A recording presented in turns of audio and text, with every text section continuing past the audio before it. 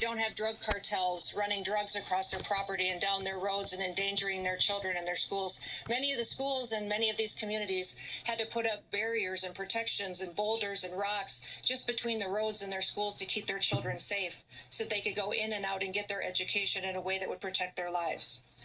When things like this happen, people are not just challenged with the crime, but they're challenged with the fact that their economy is hurt, their businesses are hurt, and also that these illegal migrants were being victimized each and every day. At worst, illegal aliens threatened the lives of American citizens with crime and violence and drugs. But they brought with them a recognition that the rule of law didn't matter in America anymore, that laws weren't going to be enforced, and it sent a message around the world that people could just come to America and no one was going to do anything about letting those dangerous individuals come in with terrorists, suspected terrorists and criminals that were allowed to come in with those illegal migrants. And while the left tries to tell us many times that it's somehow compassionate to allow that kind of chaos, it isn't. It was dangerous, not just on this side of the border, but on the Mexican side of the border as well. We saw many of those illegal migrants not be able to survive the brutal terrain. They didn't survive the river crossing. Those causes of death, of heat and water were dangerous, and the left behind so many bodies that in some counties along the border, they had to install migrant morgues just to pick up the dead bodies that were passing away on their way to try to get into the United States. In fact, during the Biden administration and those open border policies, we saw even the UN declare that the United States and Mexico border was the deadliest land route in the world. Countless people were sexually abused and trafficked over and over again and exploited. One story that I remember that impacted me so dramatically was a horrifying story of a father who paid a smuggler $1,000 to bring his wife and his 2-year-old daughter into the United States. Once they got over the border, those smugglers took that mom and daughter into a stash house and kidnapped them and held them hostage for a ransom and said that father would not get them back unless he paid another $23,000 to them, and said if he did not immediately pay, that they would do things to his daughter that he couldn't even imagine. That was happening on a daily basis because of that invasion. Over those 4 years of chaos and destruction and death, many of the left said that it was compassionate. They said it was compassionate to let millions of people come in unvetted and be subjected to murderers and smugglers and cartels and gang members. Was it compassionate to make Americans share their communities with criminals?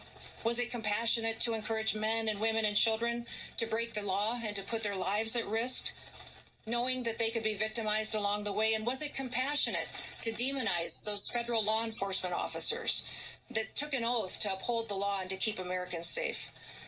You know, the left and Democrats dare to harass, threaten, and dox our officers, assault the men and women of the Department of Homeland Security and our federal law enforcement. And they try to say that enforcing our immigration laws and arresting and deporting illegal criminals and violent criminals is inhumane. Well, what about the victims of that illegal crimes? What about the flow of drugs that were coming over our border and killing our next generation of Americans? What about the Angel families who lost someone that they dearly love, that they'll never have back again and don't have a future with? They don't talk about the Laken Rileys, the Jocelyn Nungarys. They don't talk about the Rachel Morans. And they don't talk about the thousands of Americans that we've lost to drug overdoses and to poisonings. In fact, the flow over this border of illegal fentanyl has been cut in half since President Trump has been in office. And since he has secured this border and built this wall, 56% of the fentanyl has stopped coming into our country and saved millions of lives. The Democrats and the left say that compassion was that invasion, was that humanitarian crisis. But President Trump says that compassion is taking care of people. Joe Biden and his policies during those 4 years lost 450,000 children. Many times they placed them with sponsors that abused them, that trafficked them. The government paid people to take our children and to traffic them. Since President Trump's been in office, we've located 145,000 children that were lost, and we're not going to stop till we find every single one. Because of President Trump's leadership and his bold action, this country keeps breaking historic records. In fact, we have the lowest crime rate in this nation right now because of President Trump and his strength and securing our border that we've ever had in the history of this nation since we've been tracking crimes. The lowest murder rate that we've ever recorded in this country, and that's because we enforce the law and we hold criminals accountable for what they do to perpetuate violence against the American people. In fact, for the last 9 months, the Border Patrol has released 0 illegal aliens into the interior of the country. It's incredible, the work that they do every day. And that's what happens when you fight for law and order. Overall, Customs and Border Protection has recorded the lowest number of encounters in the agency's history in 2025. Daily encounters have fallen by 95% over the last year. While the daily average of apprehensions in the Biden years was over 5,100 per day, in the last year it was less than 250. In addition to keeping the illegal aliens out, we're also protecting the American people from the deadly drugs that are coming in. And just in 2025, CBP seized over 600,000 pounds of illicit drugs. The death rate and the fentanyl deaths in this country have dropped in 1 year under President Trump. Because he secured the border, fentanyl deaths have gone down 30%. We can't wait to continue to keep working to save more American lives. We have to continue to keep ramping up our efforts and do all that we can to protect our children. And we're thankful for President Trump's vision to invest in technology, invest in people, and invest in the resources that we need to do our jobs. He did it in 1 year. You think about what this country has gone through over the previous 4 years and what a turnaround that we've seen because we have a president in the White House that puts the American people first. It's incredible.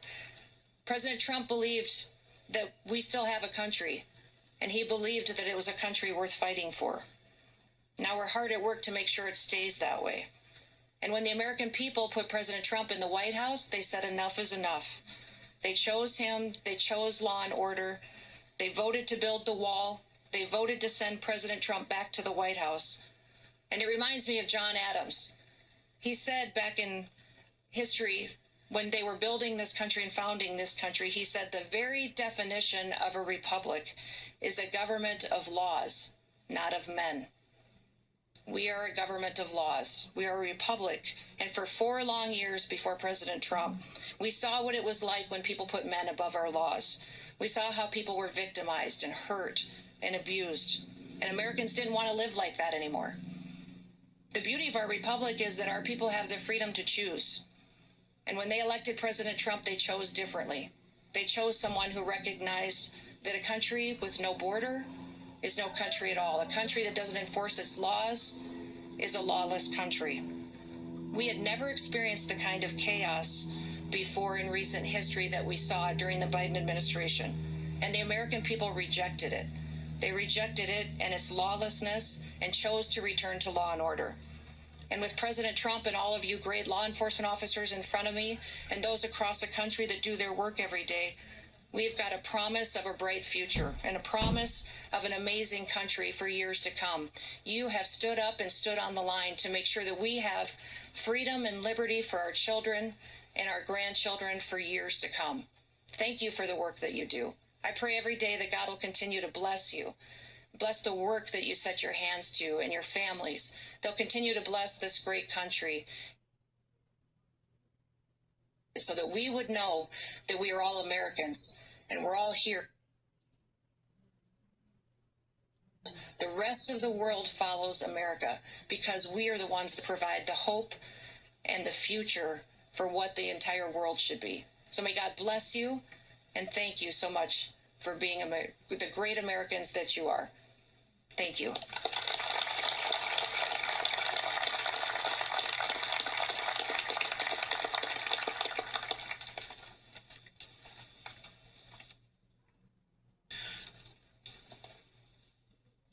So like the Secretary said, and the Commissioner as well, we're celebrating the monumental control that we've got over the border. But in doing that, our main purpose here is to thank you, the men and women of CBP and DHS that are getting the job done. We can provide you all the policies, the money, the protection, the coverage, but you have to go out there and deliver on it. And so I know that most of us say we don't need to thank you, we don't need an award, but it brings me great pleasure to be able to give an award. It gives me extreme pleasure to be able to do it in a sector that played such a huge part in my career and my development as a leader. And so with that, if I can have Agent Jack Gamblin step up.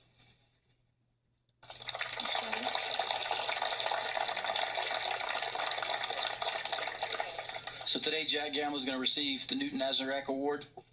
I'm going to read to you why he's receiving that award. On June the 19th of 2024, Border Patrol Agent Jack Gamblin was critical in the apprehension of a Tucson homicide subject who shot at himself and other law enforcement officers in the Bryan Terry Air Station's area of operation. Responding to the area, Gamblin found the suspect vehicle speeding his direction while the suspect was firing at Agent Gamblin. Despite no cover and little to no concealment, and at great risk to his personal safety, Agent Gamblin retrieved his service rifle, squared himself off to the threat, and returned fire, neutralizing the threat. BPA Gamblin's exceptional courage and action went above and beyond the call of duty, reflecting the highest credit upon himself and the United States Border Patrol. Agent Gamblin, if you can come over.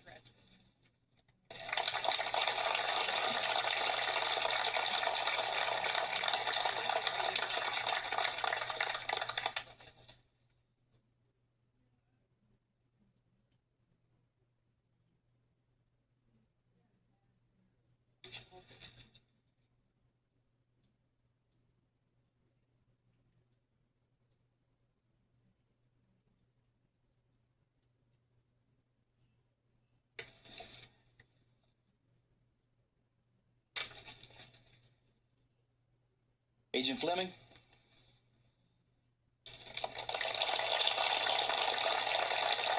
And Agent Gundry. Agent Fleming and Agent Gundry will also be receiving the Newton Nazarek Award.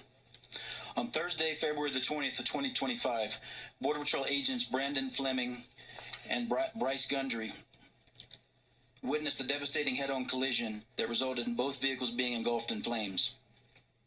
At tremendous personal risk to themselves, they selflessly dove into the wreckage, pulling the trapped civilians to safety and ultimately saving their lives. BPA Fleming's and BPA Gundry's actions, heroic actions, exemplify the core values of the United States Border Patrol and stand as a testament to their courage, selflessness, and unwavering commitment to protecting others. BPA Fleming and BPA Gundry went above and beyond the call of duty. Their bravery brought great credit upon themselves and the United States Border Patrol.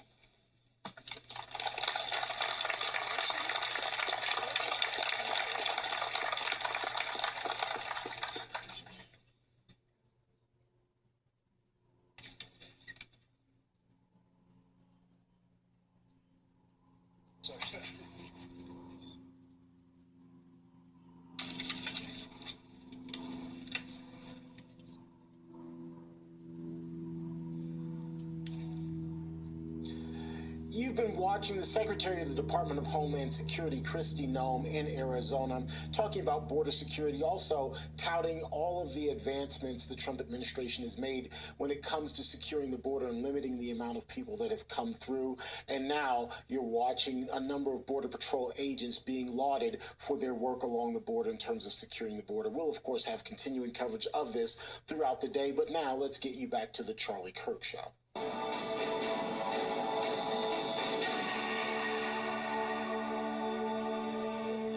NADH, which is the power source for every cell in your body.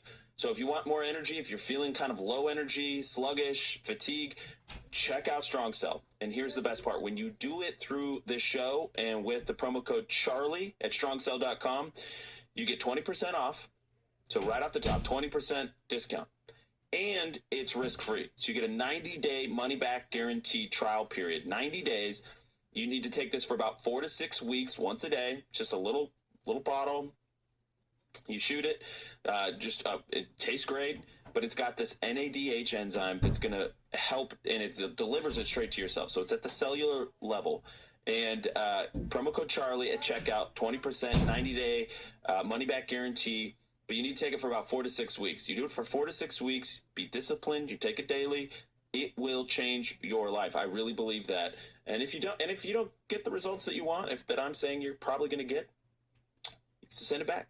Money back guarantee. So strongcell.com, promo code Charlie. Check it out today. Amazing people that run that company as well.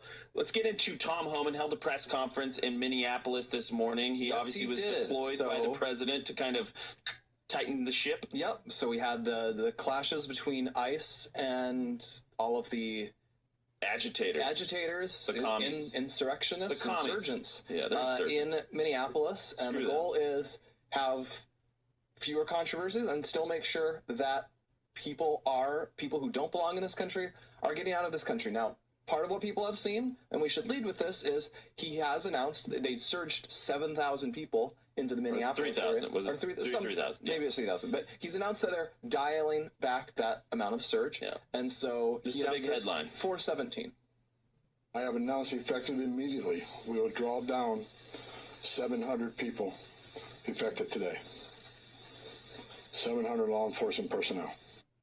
Okay, now, the why? The why is coming now. And also just keep in mind that this has to happen at some point. We're not going to perpetually keep 15, 20% of ICE in Minneapolis, as satisfying as that might be sometimes.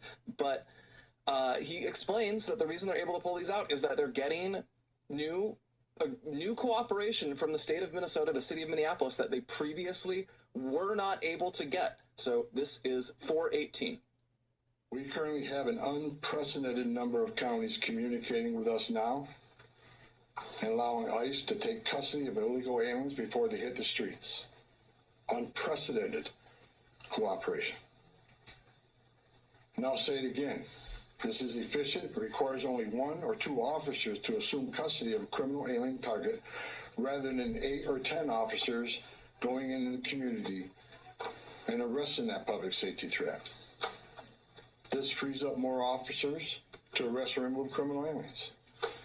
More officers taking custody of criminal aliens directly from the jails means less officers on the street doing criminal operations.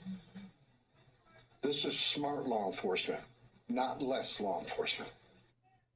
And it's worth saying, Tom Homan I just think he's so disciplined in his role. That is so. Tom Homan is a field general. We love Tom. He's been on the show multiple times. He loved Charlie. Charlie loved Tom. And we continue that relationship with Tom. So he's great. He's a field general, but more importantly for this role right now is he's a great disciplined messenger. And so of course, all of us in the base are going, hey, you're drawing back? What was it not, is it only the worst first? Because I'm an all of them guy. I'll just be really clear. You break our laws, you invade our country, you participate in the erasure of the American culture that we love and we want to defend for our next generation, our kids and our grandkids. You come into this country like that, heck no, you're out. There's no negotiation, there's no sob story that's going to move me off that point, okay? You do not bend the knee to these terrorists. So Tom, being the great messenger that he is, made sure he addressed exactly that concern. 409. Clip 409. For those who are not a national security threat or public safety risk, you are not exempt from immigration enforcement actions. If you're in the country legally, you are not off the table. And let me be clear, President Trump fully intends to achieve mass deportations during this administration, and immigration enforcement actions will continue every day throughout this country. So let me explain why this is important, what's happening here, and why the base needs to get behind what Tom's doing with the drawdown. Now, it was BBC, it was NBC, it was Washington Post. All of them led with the drawdown. So why is that important? Because, and Breitbart had a great piece on this, it's that the poll shows the majority of voters back President Trump's immigration policy. Even despite all this media magnified Democrat claims that the enforcement is hurting his poll numbers. What they don't like is they don't like seeing the stuff in the streets, okay? There's normies. I personally have no problem with it. Let me just be very clear.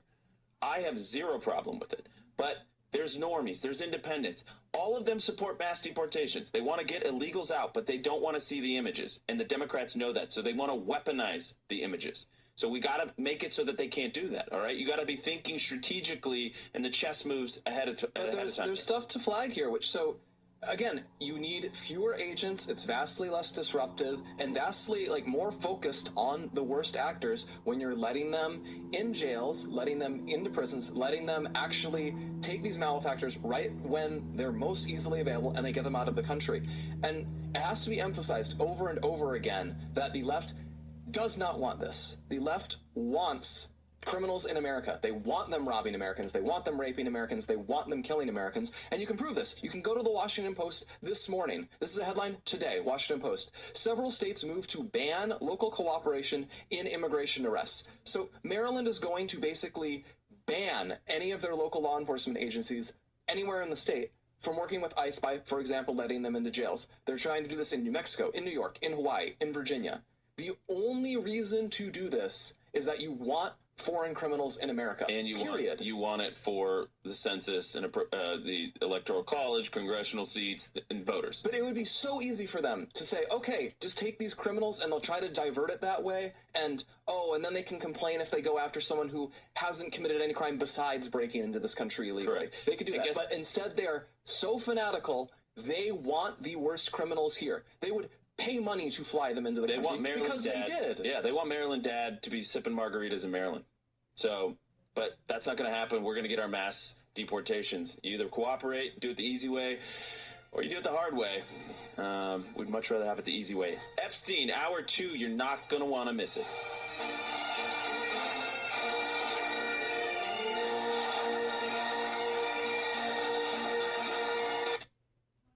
President Trump delivered on his promises, but we can't get complacent. None of our America First agenda will be secure until we build the Red Wall. Turning Point PAC is building the Red Wall in Arizona, Nevada, and New Hampshire, key battleground states where conservatives outnumber Democrats. We're funding door knockers who will win the next elections in 2026, 2028, and beyond.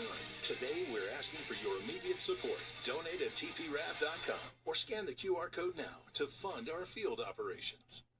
Hey folks, it's your friend John Rich. I co-founded Old Glory Bank because we heard too many stories about people getting canceled by their bank because they didn't agree with their politics. The government wanted to know where you shop. If you bought a Bible or you shopped at a sporting goods store, you're probably on a list. We created Old Glory Bank because America needed a bank that would protect their privacy and security. Exercising your constitutional rights is not a criminal activity, and neither is loving your country. At Old Glory Bank, we stand with you. I'm a J6er. I spent 1,143 days in prison. About a year in prison.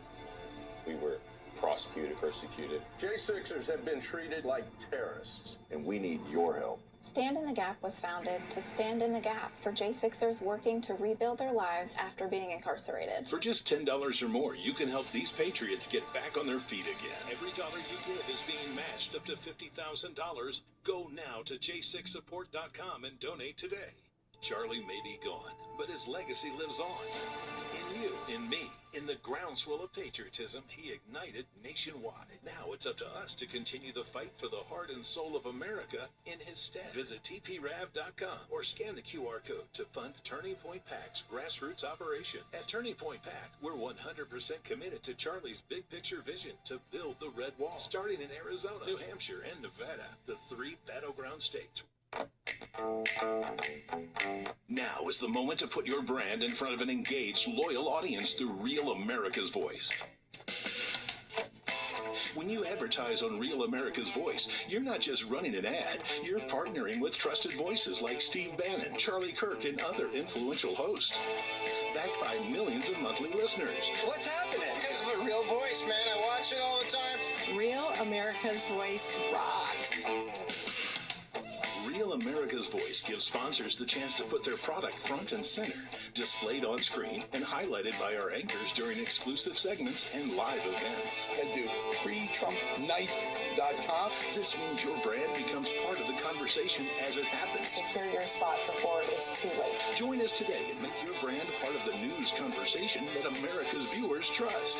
Real America's Voice, where your message is seen, heard, and remembered.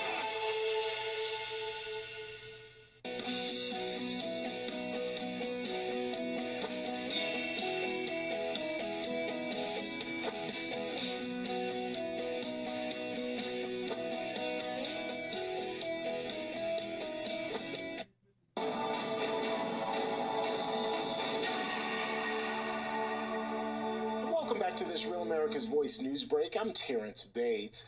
It has been a very busy day for the Trump administration when it comes to illegal immigration and border security. Just moments ago, we took you to Arizona live, where DHS Secretary Kristi Noem was speaking about border security, more specifically about continuing to build the border wall along that stretch. She also used the opportunity to praise many of the Border Patrol and Immigration ICE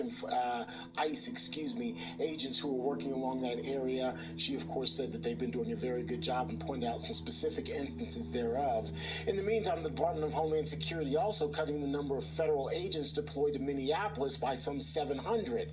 That's the word from Border Czar Tom Homan this morning, as he is now overseeing the illegal immigration operation in the Twin Cities.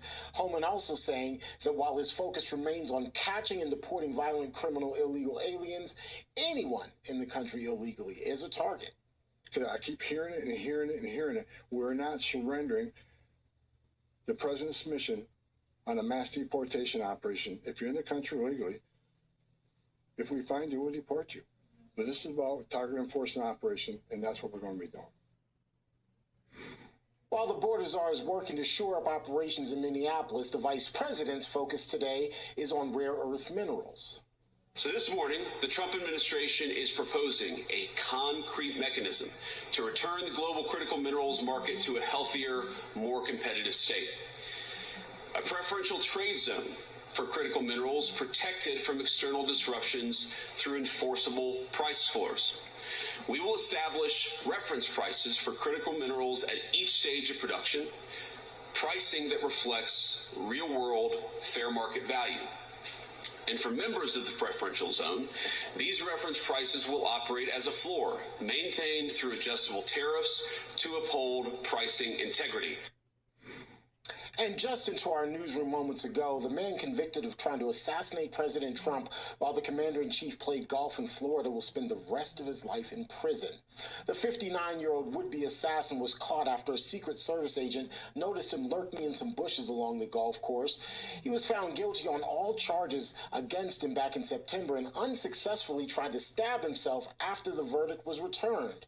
As for today's sentencing, prosecutors asked for life in prison without parole. The defense asked for a sentence of 27 years in prison, since the failed assassin is set to turn 60 years old this year. In addition to life in prison, the guy also was slapped with a consecutive 7-year sentence for one of his gun convictions. Immigration and Customs Enforcement says that no operations are planned for Super Bowl 60 in the San Francisco area this weekend. The National Football League's chief security officer says there will, however, be federal law enforcement at and around the big game. Our Department of Homeland Security, who's been our partner for more than 20 years now, is made up of more than 20 different departments. We'll send a variety of different agencies. That does not include ICE. There is not ICE deployed with us at this Super Bowl, and I don't believe there has been in the last several. But most of the other departments, from the Coast Guard to, many other agencies, are here. Sunday's game is designated a Tier 1 event, which is the second highest security assessment rating for a large-scale event. Concern was raised about the possibility of ICE operations when it was announced that reggaeton artist Bad Bunny would be performing the Super Bowl halftime show. The performance likely will be totally, if not partially, in Spanish. In the meantime, there's a billboard that's set up in San Francisco's Fisherman's Wharf district that really is all the buzz this morning. There you see it. As you can see, it appears to support ICE, saying that Defensive Player of the Year is ICE. And in other headlines this morning, former President Bill Clinton and his wife, former Secretary of State Hillary Clinton, are set to testify before Congress related to the body's ongoing investigation into Jeffrey Epstein. The former First Lady is scheduled to be deposed February 26th. Her husband will face the House Oversight Committee the very next day.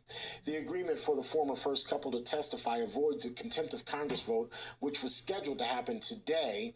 You probably remember the House Oversight Committee voted to hold the duo in contempt after they failed to show up for their previously scheduled deposition last month. Now, the Clintons appear to be singing a new tune now. That's a quick check of your headlines. I'm Terrence Bates.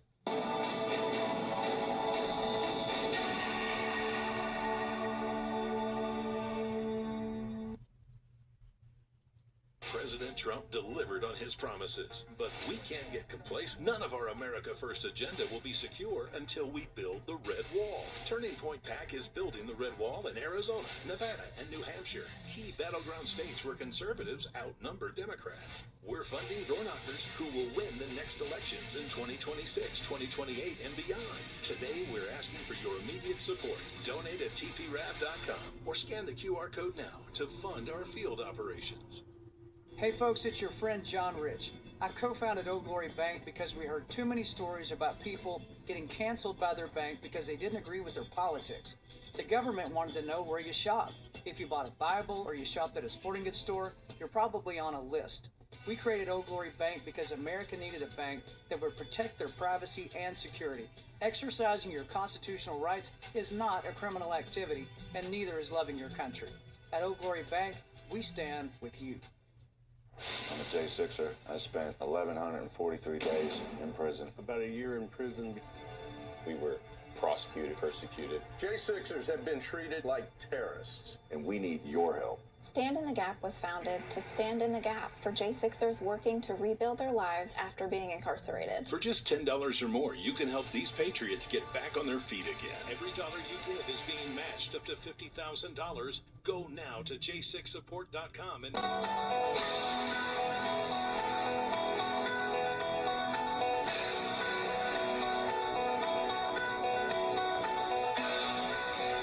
Welcome back to the Charlie Kirk Show. Hour 2 is now underway, and as promised, we are going to dive headlong into everything Epstein. And we told you yesterday we wanted to do it right, and I had been hearing this gentleman's name mentioned in multiple different places as the guy that's been working on this for years and has interviewed all of the main players, maybe not all, but darn near all, including Jeffrey Epstein's brother and many of the alleged victims and so on and so forth. And so without further ado, we're going to welcome him onto the show. His name's Jay Beecher. He's an investigative journalist. He's British, so he also has an accent. You can find him at Substack, substack.com/@JBeecher. We'll have those on the lowers the entire time. We're going to blow the brakes. We'll go in and out, but we're going to blow the brakes in the entire hour. There's a lot to talk about. There's a lot to talk about. So welcome to the show, Jay. Honored to have you. Thanks for having me. From the motherland island there in the UK. So just by way of introduction for our audience that doesn't know who you are and what you've been up to, how long have you been working on investigating the Jeffrey Epstein saga, and maybe just some of the people that you've interviewed along the way? Yeah, sure. So I got into the story by reading just a generic article about one of the allegations made by Virginia Giuffre, one of the most vocal Epstein accusers. And I was just going to write a Bob Basic article and, sort of copying what she said. And then I started to find some contradictions in there, and it led me down a rabbit hole. And this is 6 years ago.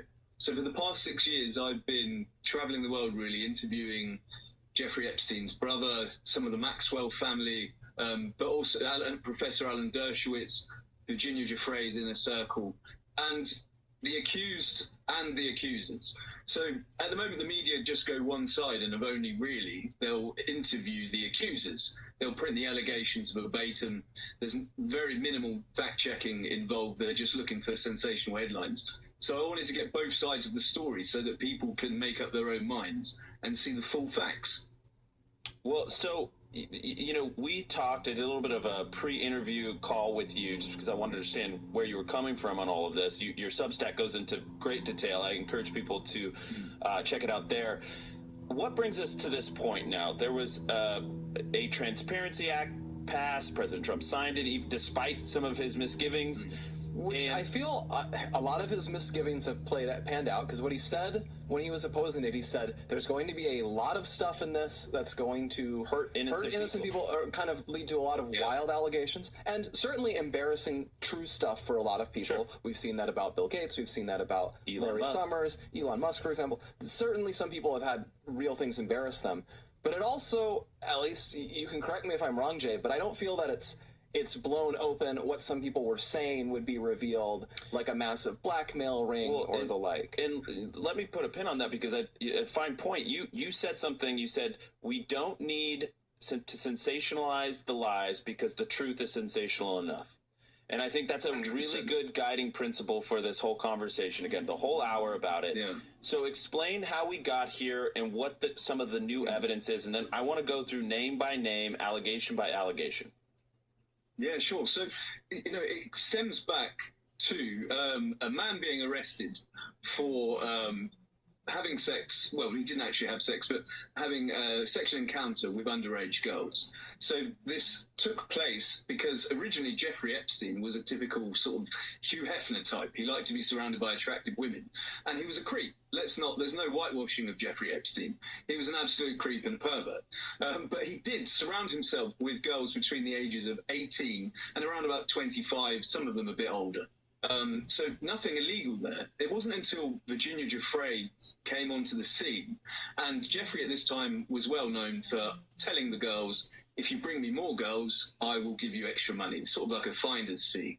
So he used this term recruitment, and it's quite sinister. It was more of sort of introductions.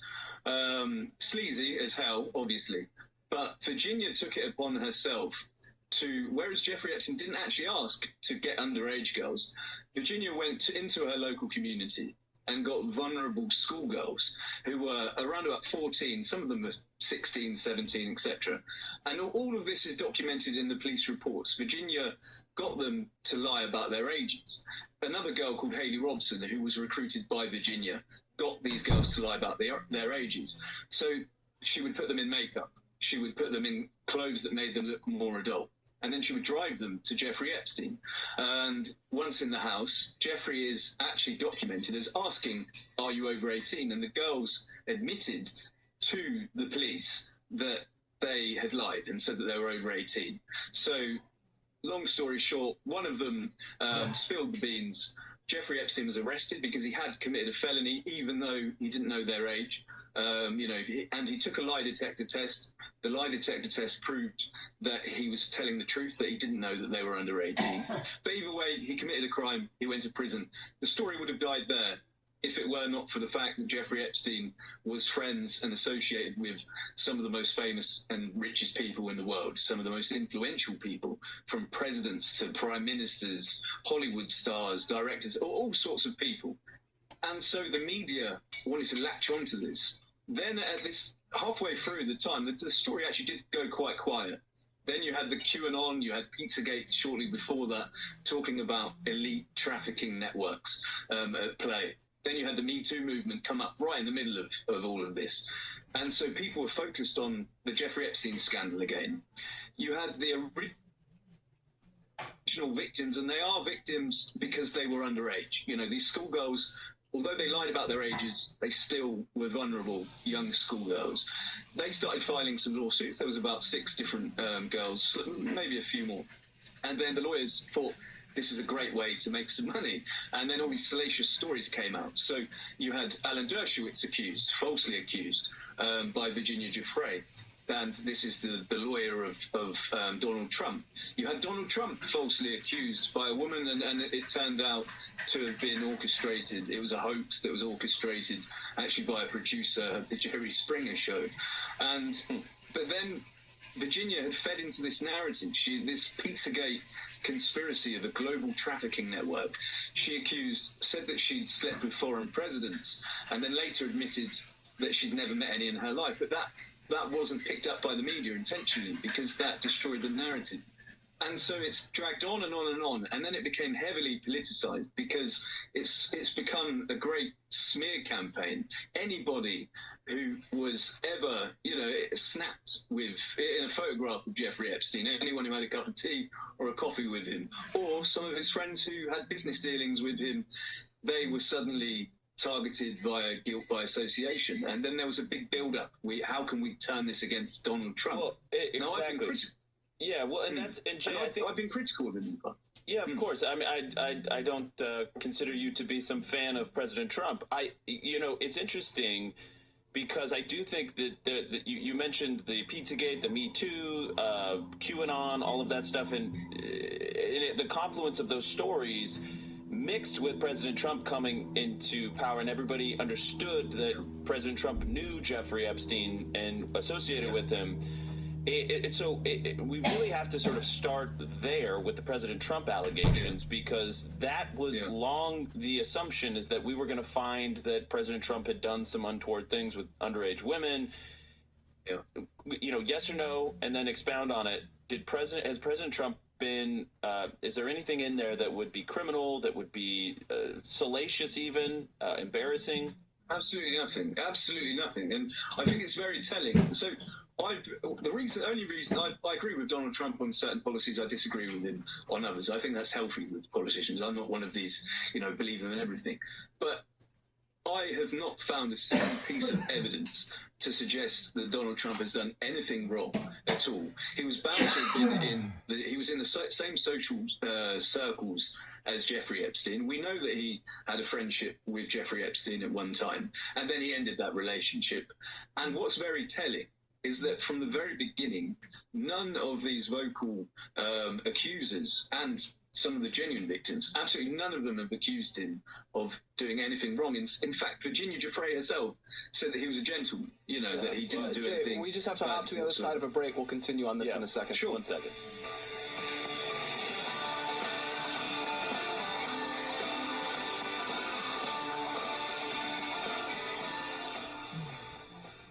So Jay, we'll let you continue here in a sec, but it's very funny to me that I feel like that's a pattern we've had for over a decade at this point. Like, when you think of how scrutinized Donald Trump's entire existence has been, every business relationship he's ever had, every political engagement he's ever had, and now this, it kind of is remarkable how clean he ends up coming out of everything. They couldn't get anything on his business other than, he lied to get a loan that no one complained about other than the state of New York. I don't know. I'm just digressing here. But yeah, it's funny here, even on this, he could have had something like Bill Gates, where it's not necessarily criminal, but it's like highly embarrassing. And they don't even have that, it seems. And I believe, as you said, a man who's criticized the president a lot. Yeah, so with regards to Ukraine, I criticise him heavily, and I have criticised him quite heavily in the past. I've supported him in the past on certain things. I do it with all politicians. I'm not really I pick a team and stick with it no matter what. But on this, 1,000,000%, they are just weaponizing it to try and attack it. And I think they're devastated that they found no ammunition against him, and it's sort of backfired. I really do.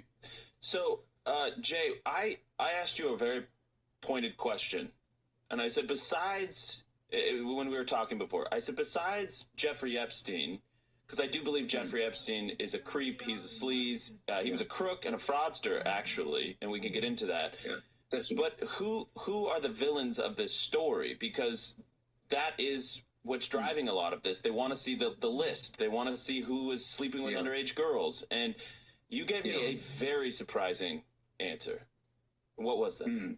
Well, if people want to, so I do not victim shame or anything like that, because what I'm trying to do is expose the genuine victims in all of this, and there are genuine victims, and so those victims are the people who were recruited by adults. They were adults at the time: Virginia Giuffre, Haley Robson, and a couple of others. And yet, that's the backwardness in all of this. They have been projected as the heroes of the story, when in fact they were the villains, and they have admitted that they went out of their way to target, groom, and recruit underage girls, schoolgirls, get them to lie about their ages, and take them to a rich guy who they knew would then abuse them. And yet the media, because that does not fit the narrative, they refuse to cover that. They have just canonized these people, and anybody who criticizes them is called a victim shamer. I've interviewed Virginia Giuffre's ex-partner, and he's openly admitted that whilst he was over 18, he was hunting down schoolgirls to sell to Jeffrey Epstein. Jay, hold that thought. Yeah, Jason, hold that thought. The police have that on record. That's amazing. We'll have repeat that on the other side of this break. 1 second. I'm talking about February 1 month. We're back. We're doing a deep dive on all the new allegations that have come out from this new Epstein document drop here at the Bitcoin.com studios. Really quick here, I want to tell you about our friends over at YREFI, YREFY.com. They are patriots. They love this country, and they love you, especially if you are finding yourself in a very troubling situation with private student loan debt that others will not touch. If you have defaulted or de-stressed private student loans, you need to check them out, YREFI.com, YREFY.com, and give them a chance to help you. They can lower your monthly payment. They can give you a custom-tailored monthly payment you can actually make.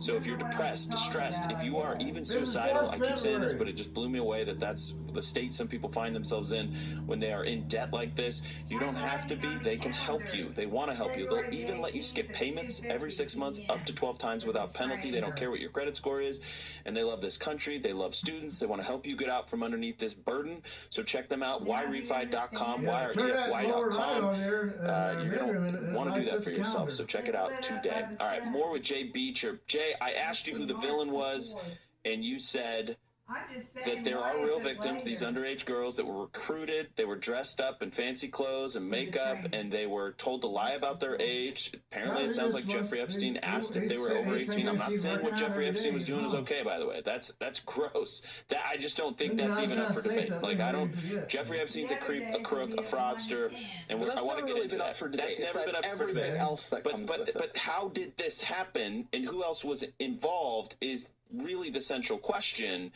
And you're telling me that Virginia Guffrey, I believe I'm saying her name right, is implicated. The police know it, that she was the one that was going out grooming these young women, and she had an accomplice. I forget the name. And then that begs the question, what was Ghislaine Maxwell doing? Was she aware that these underage women were getting recruited? That's what I'm thinking. Yeah, you're right. Well, that's the travesty in all of this, is that the media just refused to report the truth because it doesn't fit the narrative. And it was Virginia Giuffre and a girl called Haley Robson, who Virginia had introduced to Jeffrey Epstein, who were going out of their way to find schoolgirls to make money. It was all financially motivated.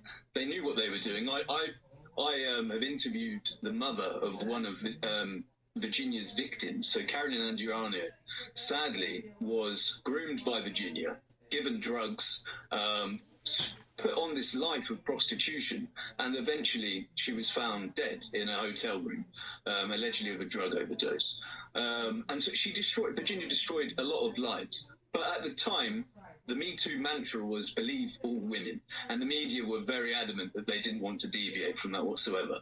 So Virginia's story was newsworthy. It was brilliant for journalists, because here she is saying that she'd slept with foreign presidents, that she'd slept with a Prince of England, and just making all of these wild headline-grabbing, sensational claims that they didn't want to fact check it. They didn't want to fact check any of it. So if you want to look at the villains in this story, it is Virginia, it's Haley Robson, and a couple of others. So and Virginia's ex-partner, who I interviewed, and he quite casually just talks about how he went out of his way to find schoolgirls and girls to recruit, because he thought, well, that's an extra $200. And there's no shame there. The police know about it. He's admitted it on record to me, and also in his affidavits and his depositions. And yet he's never been prosecuted. Virginia has been acknowledged with full proof and has admitted that she recruited schoolgirls whilst she herself was an adult, but they refused to prosecute her. The police wanted to prosecute Haley Robson, but then it went higher up, and they decided to drop it and only go after Epstein. And now Epstein did take a lie detector test. The police were quite annoyed because the result came back that he was telling the truth, that he didn't know that they were underage. Fast forward 10 years or so, and suddenly you've got all these lawsuits coming in. You've got journalists who want to write stories because it's making them a lot of money. And you've got lawyers who want these articles and headlines out there because it's making them a lot of money. They've made over 100 million so far, just the lawyers alone. Because what they were doing, the lawyers, and this is well documented, they would get an accusation, they would approach the person who was accused, and then they would try to say, if you don't want this going into the press, don't want to be smeared, pay up. And that's well documented. There are emails in the Epstein files of the lawyers discussing this. And they've even talked about how they can first represent the accusers and then represent the accused and make sure that they keep these stories out of the headlines. I've listened to a secret recording taken by Alan Dershowitz where David Boies, who represented Virginia, admitted to him that he knew that Virginia was wrong, in his words, wrong, completely wrong, to accuse him. But he said, if you pay up, find some, in his words, Jewish lawyers, some rabbis, those were his words, pay up and this will go away. Now that's blackmail, it's extortion. And they would use the press, weaponize the press. With Prince Andrew, that catapulted the story back into the headline news across the world. Because here you had... I want to come in there. You just mentioned David Boies. That's not going to be a name most people are familiar with, but that is a superstar lawyer. He's been involved in, among other things, he represented Theranos, which was that blood analysis company that was a huge scam. He's represented Harvey Weinstein, so he's certainly not deeply motivated, I would say, by protecting victims necessarily. He can play both sides of that. He represented Al Gore in Bush v. Gore. Like, this is a celebrity guy who's certainly been involved in some high-profile, and frankly, he's worked for some sinister actors, as we know with Theranos. Yeah. And so it'd be entirely believable for him to be a sinister actor in this case as well. And in the Theranos case, he was found, him and his team, to have intimidated the whistleblowers. In this instance, what his MO seems to have been is let's take the Prince Andrew case, the allegations as an example. He knows that they're not true. Virginia had originally claimed that she didn't sleep with Prince Andrew at all. Then she claimed that she had sex with Prince Andrew in New Mexico. She wrote 3 pages going into lurid detail saying they went horseback riding together, had sex in the bathroom with champagne. Then under oath she admitted that never happened. She'd never been to New Mexico with Prince Andrew. Then she changed it to that she'd had an orgy with Prince Andrew on the island. But then it was shown to her that she'd already written about this orgy, and it was actually, she claimed, with Jean-Luc Brunel, not with Prince Andrew. But they knew this, the lawyers, and yet they don't want to drop that. The journalists want to keep it going because they're making money from producing clickbait, and the lawyers want to get money from it. Now, Prince Andrew, when it comes to him as well, what David Boies would do is, and he said this during an interview with Piers Morgan, if he doesn't settle out of court, if he doesn't pay up, I will depose Meghan Markle, I'll depose his daughters, I'll depose all of his family. Knowing that can't happen because the royal family wouldn't allow it to happen. The judge at the same time refused to allow him to submit certain evidence from proving that Virginia had made false allegations against him. And the lawyers have been working with politicians even now to get all of this together. Jay, we got to take another quick break here, but we're going to keep going after the break. More Jay Beecher. Crazy stuff here. We'll be right back.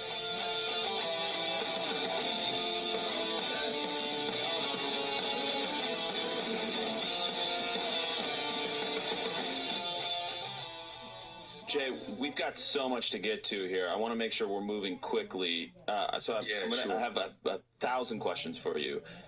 And we've got this. We've got Boies with Guffrey here.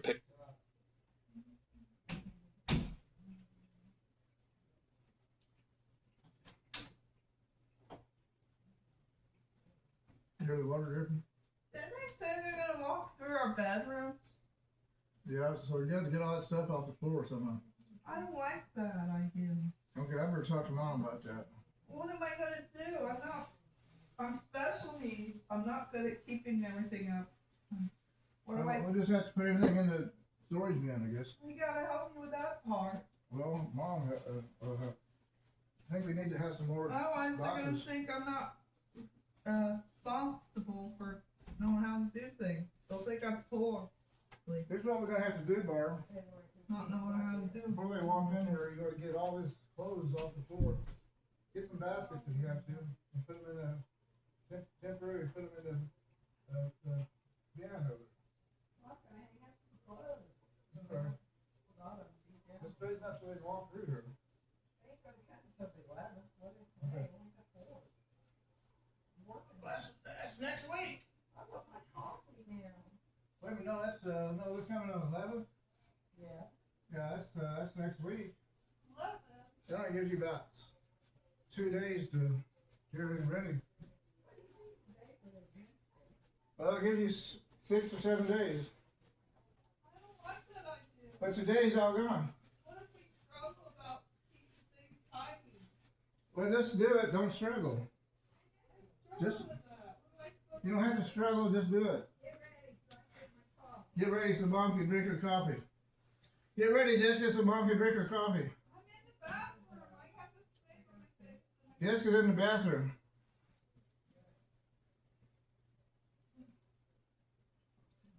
Are you gonna have tidy a room? Well, Mom does that usually. And you need to help her.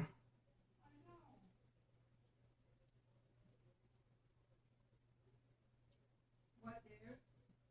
She wants you to help her tidy her room up. I do my own rooms. Oh. Listen to me, Jessica. You can do your own because I'm gonna be doing our bedroom and living room and kitchen. Hello. She did a good. Don't you need some baskets to put some stuff in? In the laundry room. What? If our chest of drawers and everything's full. That's not the way to act. If our chest of drawers and everything's full, then hey, you did a good job when we moved out of the Miller Avenue apartments. You straightened your room up there, right, Barb? That's right. You Then did a good rest job. for a while now. You did a good job. Rest and I'll do what I can. Now, where's that sweatshirt? Oh, there it is. This is what I'm gonna wear today, and then I'm gonna put my slacks on. Now I'm gonna head out. Just gonna Come go on, to. yes, coffee. Just gonna get some coffee and take paper towels, and that's it. Well, let me think. I have to think. I just pop out for a little while. I thought you liked those paper towels at Menards too. Well, you have to go to 2 different stores then. I'd be sitting in the car a long time waiting for you. Oh, baloney head. Just get the paper towels and nothing else.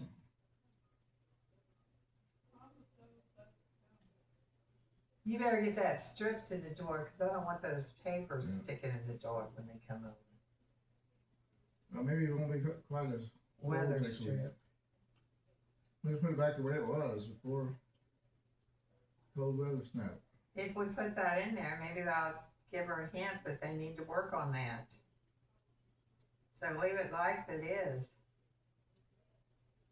Be putting those paper things in there, showing that we're keeping it in there to keep us warm. Okay. Yeah. That's not as bad as having trash on the floor. Can I go in the bathroom?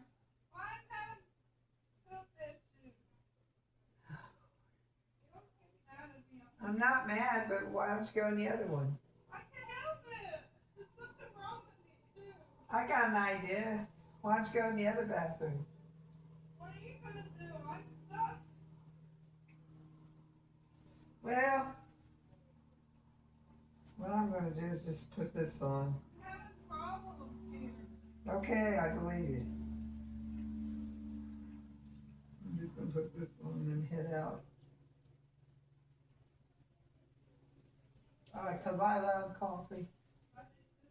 Well, me too. I miss it already. And you know, when you're snowed in, it feels good to drink it. And by the way, it's good until February 15th, the cat food, of buying the cat food.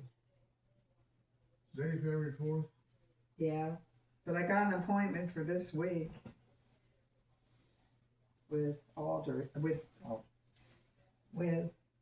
Banfield people. That's this Friday.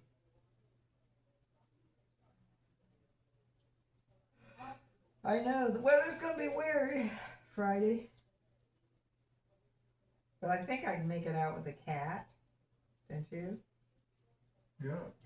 Which one? Progressive makes getting claims support so easy. Joe Lyons says Pets of Progressive. Wow, they support you. Grandma supports you. That's the You're a one. lucky guy. Joe doesn't have Progressive and takes it out on those who do. And Progressive makes it easy to make changes to my policy. Oh, great. You can add Sarah here.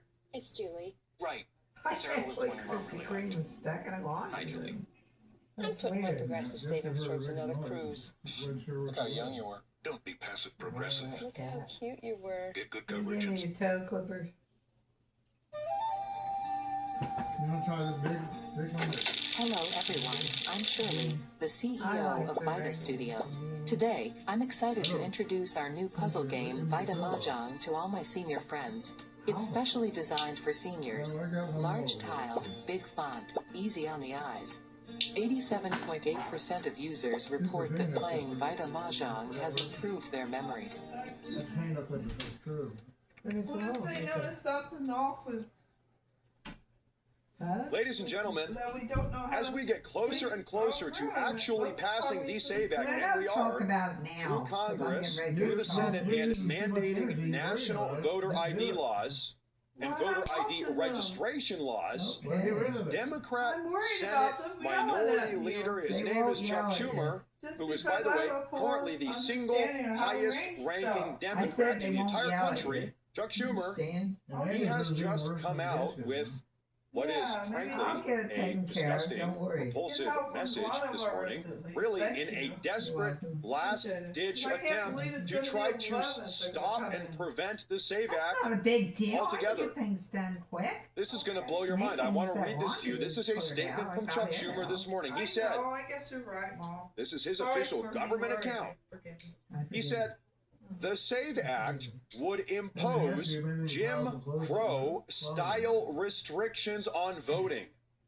It will be dead on arrival in the Senate. My statement, he issues a long statement. We're not going to read through this because it's nothing but pure, disgusting, racial gaslighting. He knows that the SAVE Act is going to get passed. It seems like it is. Seems like we're going to have a talking, standing filibuster. This thing is getting pushed through. And so in a desperate last-ditch effort to stop this, he's trying to say that voter ID laws are racist. They would impose Jim Crow-style restrictions on voting. So according to Chuck Schumer, Jim Crow is when you have to show ID in the same way that you have to show an ID when purchasing a pack of Newport cigarettes or a bottle of Hennessy. That's Jim Crow. Jim Crow is having to show an ID when you go to vote in the same way that you have to show an ID to go buy cigarettes or a bottle of liquor or do anything else. And really, when you think about it, Chuck Schumer is literally trying, keep in mind, it's day number 3 of Black History Month right now. Chuck Schumer is literally trying to weaponize Black History Month in an effort to gaslight Americans into making it okay for non-citizens to vote in our elections. This is absolutely insane. But really, the reason why Schumer is panicking right now is because he knows the SAVE Act is on the cusp of making its way through the Senate. We heard the news today. Senate Leader John Thune is going to bring the SAVE Act to the floor and force a talking filibuster as opposed to a 60-vote zombie filibuster, which means that the only way the Democrats could possibly stop the SAVE Act from passing would be to take turns talking on the Senate floor 24 hours a day, 7 days a week for the next 11 months, at which point we'd have a new congressional assembly. Good luck doing that. Meanwhile, having terrible optics every single step of the way. Now, we have a little message here pertaining to all of this from Representative Anna Paulina Luna. Everybody loves her. She says, Chuck Schumer is not the president, and he is not the leader of the Senate either. He is attempting to race bait half the country into thinking that voter ID is racist. Meanwhile, his party pushed the American people to carry ID cards during the pandemic to prove vaccination status simply to exist in society. Remember that? I remember that. Do not get it twisted. Voter ID will save this country, and it is not racist, like Senator Chuck Schumer says. We have a statement here from I Love Him Representative Tim Burchett explaining really what all of this is about. Take a listen to this. Hey everybody, it's Tim Burchett. What is the SAVE Act? Or the Save America Act, whichever you want to call it. Everybody wants to rebrand everything. It's just basically this. When you register to vote, you have to prove you're an American citizen. When you go vote, you have to show an ID. That's all it is. That's all it is.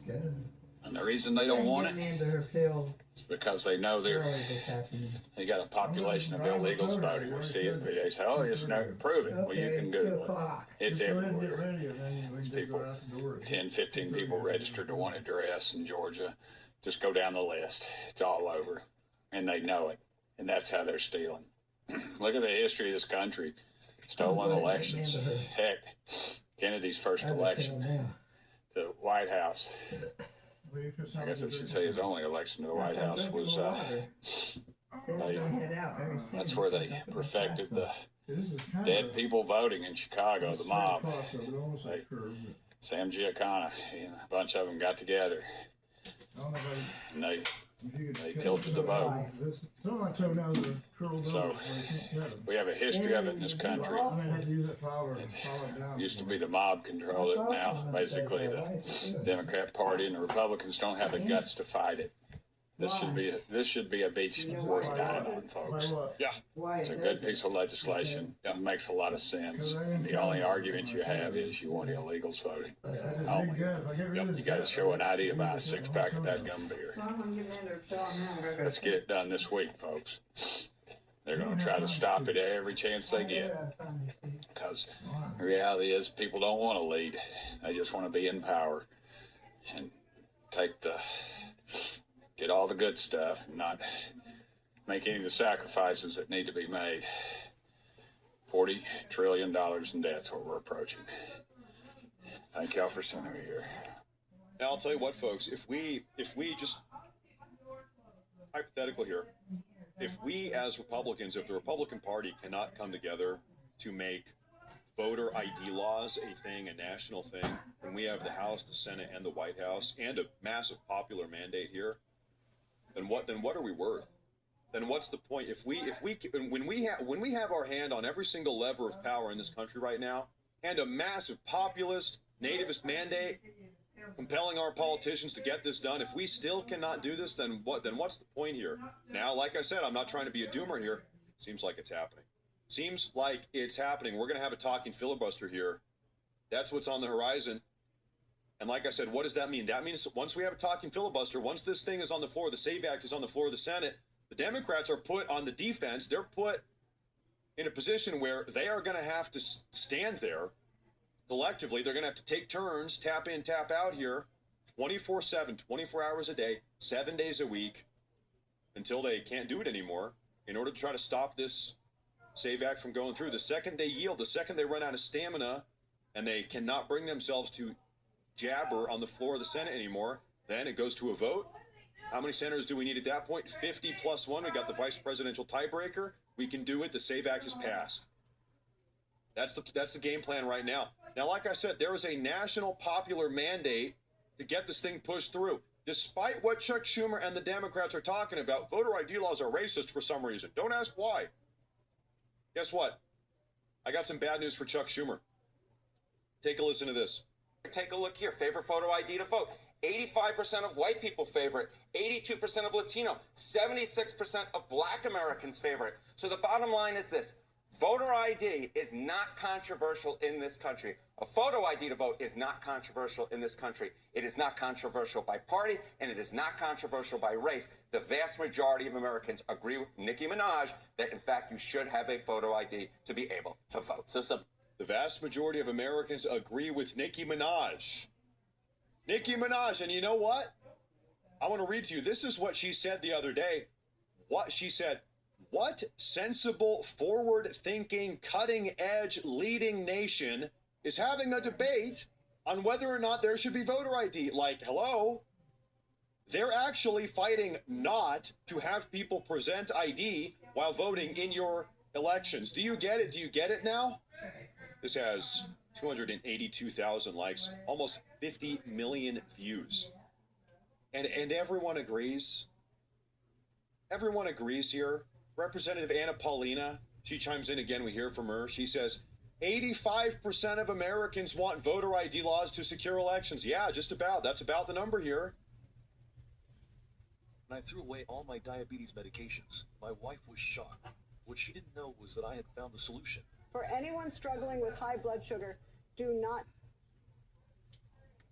Senator Schumer would rather subvert the will of the American people to advance his own personal agenda. That's not just corruption, it is election interference.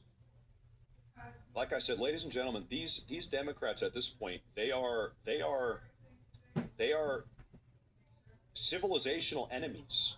They are a threat. The Democrats, Chuck Schumer, they are a threat to our civilization, which it stands, a threat to the republic, which it stands. If it was up to them, here's a good question. I want you guys to always think about politics like this. This is a great way. Whatever you're looking at a politician, a party or an individual politician, say, okay, if this politician here got every single thing that they wanted, what would this country look like? Would it be good or would it be bad? That's how I look at this. So let's talk about Chuck Schumer. If Chuck Schumer had his way, if he was the dictator of the country, if he got every single thing that he wanted, what would this country look like? Well, we wouldn't have a border. Well, every single third world individual from all over the planet would come flooding into our country. We wouldn't have a country anymore. All of us actual Americans who have ties, deep roots in this nation, our ancestors built this nation from nothing. We would be replaced in our own homeland by people from all types of third world hellholes. And also, we would be forced to pay for the entire process, all of us hardworking, tax-paying Americans. And all of them would be voting. It would be, it'd be game over. There's no other way to put it. It would be game over. Talking about Nicki Minaj, we have another one here. And I just want to make sure. Oh, look at this. Listen to this one here, folks. And the American people are with Nicki Minaj, because what are we talking about here? So take a look here. Favor voter ID to vote. Look, I got all this polling on the screen going back since 2018. You'll notice on all of it, it's all north of 75%, 76%, 76%, 76%, 81%, and then 83% in the last year of Americans agree with Nicki Minaj. They favor photo ID to be able to vote. And so it was never a controversial idea of voter ID in order to vote and register to vote. Even back in 2018, it was 76% in favor. But now it's becoming even less controversial. Now even more people want it. And I'll tell you why. It's because we all saw during the Biden era, we had 25 or God knows how many illegal aliens come flooding in this country. And I think that woke a lot of people up. A lot of people realized, whoa, this is what happens when the Democrats are in power. This is what they want to do. They want to replace me and my children in our own country with third world illegal aliens. They want these people to be able to vote. We all know the game plan has been exposed here. Okay, we need to create a bulwark against this. We need to stop this from happening. We need voter ID laws. We got to shut down the border. We need mass deportations. We need voter ID laws. We need voter registration laws. We need all of this in order to save the republic. And if you want to know really what the Democrats want, what the end game objective here is, you don't have to listen to me.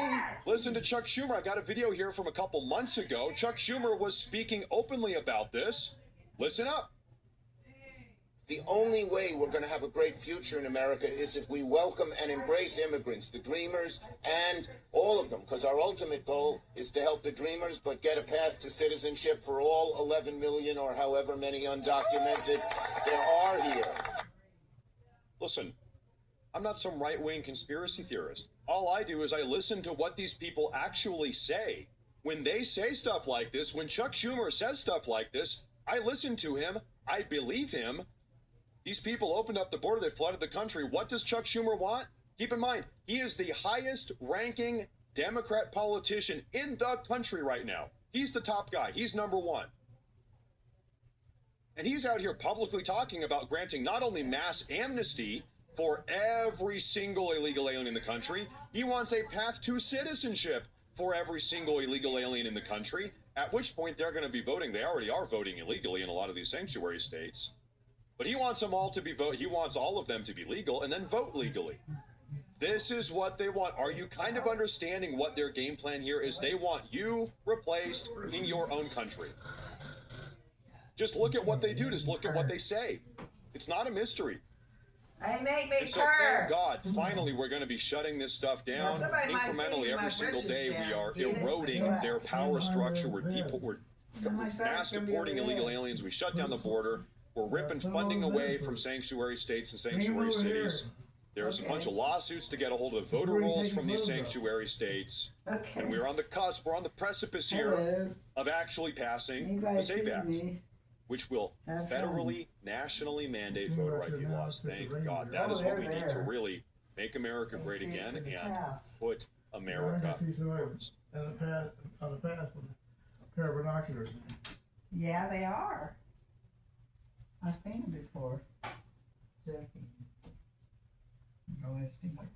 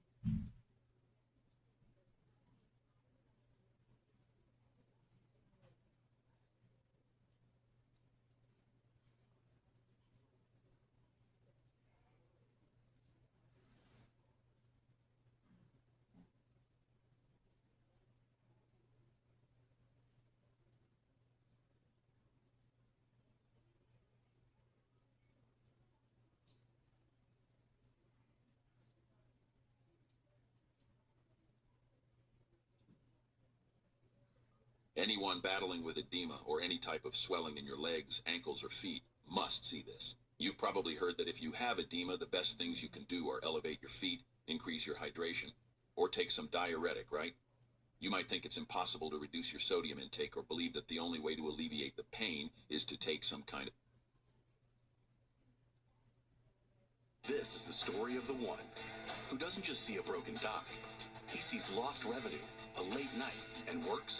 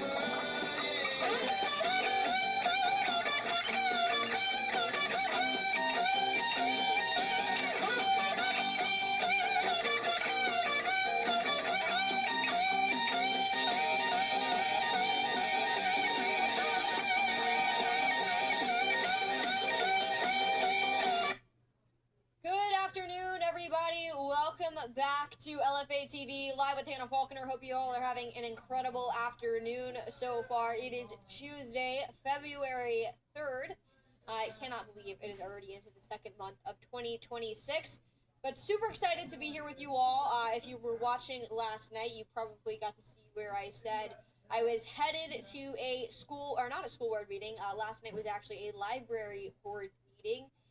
To get some footage and interview people and ask what their thoughts are on everything. And I had someone come up to me and my video guy and tell us that we did a poor job of being undercover because we're too clean cut to be conservatives. And that was out of the mouth of a liberal themselves. So very interesting stuff. I wish that I brought the book with me.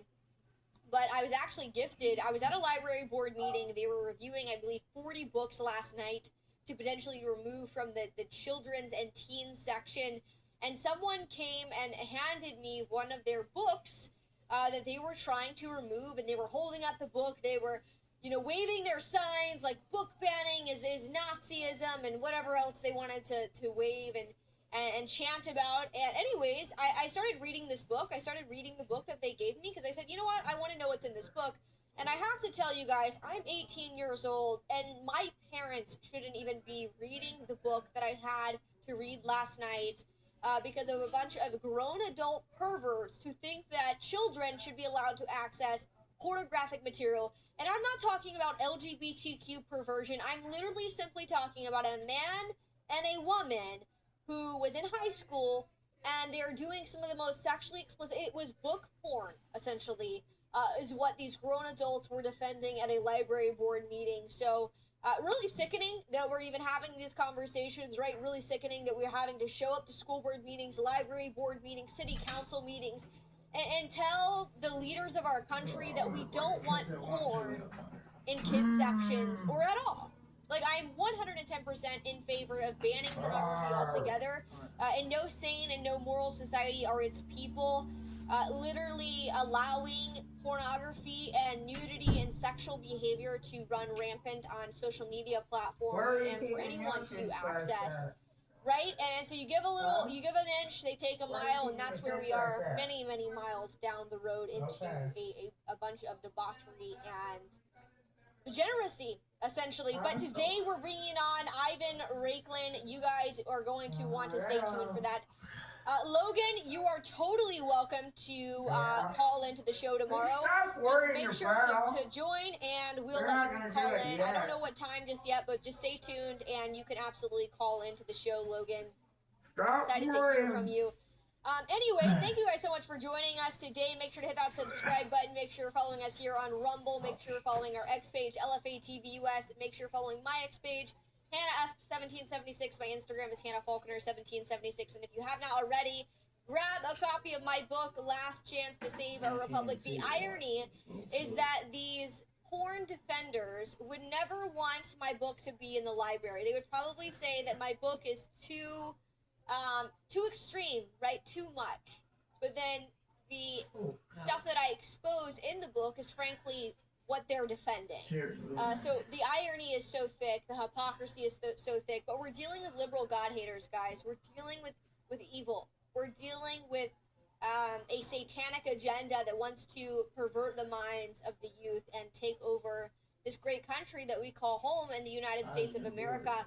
Anyways, we have a special guest joining the show today, Ivan Raiklin. I've actually had Ivan on the show before. He has called himself the Secretary of Retribution, and we're bringing him on. I actually didn't think we were going to get into a debate, but prior to us recording, I realized that we weren't entirely on the same page when it comes to the nation of Israel, our involvement in the Middle East. And we just got word just in the last couple hours that the U.S. Navy has taken down an Iranian drone near the USS Lincoln. And obviously there was a strategic decision behind that. It was coming close to President Trump, and they didn't like that, rightfully so. And so, of course, as Caroline Levitt said on Fox News earlier today, President Trump always tries to seek out these things in a diplomatic way. But sometimes there's really nothing you can do, and you just have to take action. And I think people have a hard time recognizing that what's happening in Iran right now, it does in fact affect us. Because the Iranian regime, the same Islamic regime that is leading Iran right now, killing its own people, killing these protesters, is the same regime that funds the Houthis who chants death to America, death to Israel, and victory to Islam. So we're not just fighting a war for Israel. That's the common claim that people want to make, is that we're fighting a war for Israel. Guys, this is about America. Not worry, this is I'm about getting the around West. to it. This is about freedom. This is about liberty. And you're not sometimes stupid, it's but not all I'm about stupid, you. okay? Sometimes it's not all about me. Sometimes it includes other people. And I brought someone on yesterday, Avi, who's 16 years old. And some people have gone as far to say that the America First movement is not Christian, it's not biblical. I think being America First is biblical. I do think that you should have a border. I think you should put your nation first, but it also says in Scripture to go into all nations and to share the gospel. How do we think we're going to go into all nations and share the gospel if we have made enemies with every single person? If we have made enemies with every nation because we're too focused on isolationism, that we don't even want to Crispy? make an ally. We don't even want to have allies. And even beyond that, from the Crispy, sleep geopolitical out the standpoint, you have to have allies to have a country. I was afraid You cannot just go free willy and then every nation bands together to on the collapse road, your you know. civilization. And now you don't have a civilization anymore. You don't have a country anymore. I didn't because know it was isolation that is part. I again, forgot it's about not war. that, dear. It sounds great in theory, sounds great altogether, but it just doesn't work. It's not realistic. So today we're gonna bring on Ivan, and we get into a little debate.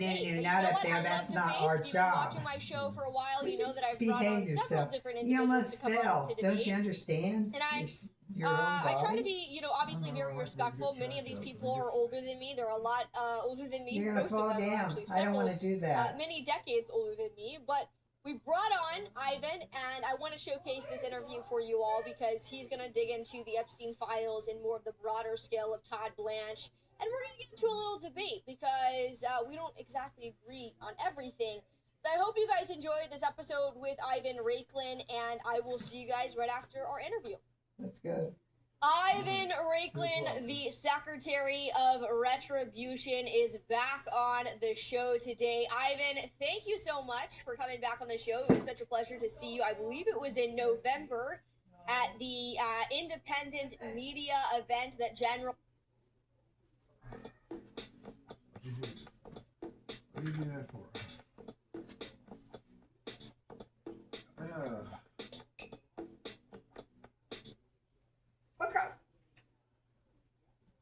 that General Flynn held in the nation's capital, Washington, D.C. Always great to see you and fellow patriots. So I appreciate you coming on the show today. Oh, always a pleasure to be on, Hannah. Thank you for doing this. Thank you for being a leader and a voice for the next generation. Man, I've got to say, it is pretty interesting, the issues that we're fighting, and I appreciate what you said, but it's wild to me that we're having many of the conversations that we're having. I mean, last night I was at a library board meeting, and it was very last minute. One of the guys that videos for me, we decided to show up and do some interviews, and we talked to a man named Mr. Winter Wonderland. Apparently he was a drag queen, or I don't even like to call him a queen because he's not. He's a king. He's a dude. Anyways, and you just question, I mean, these adults, grown adults your age, parents, literally admitting to me that they would allow their kids to read, frankly, it's just book pornography, essentially.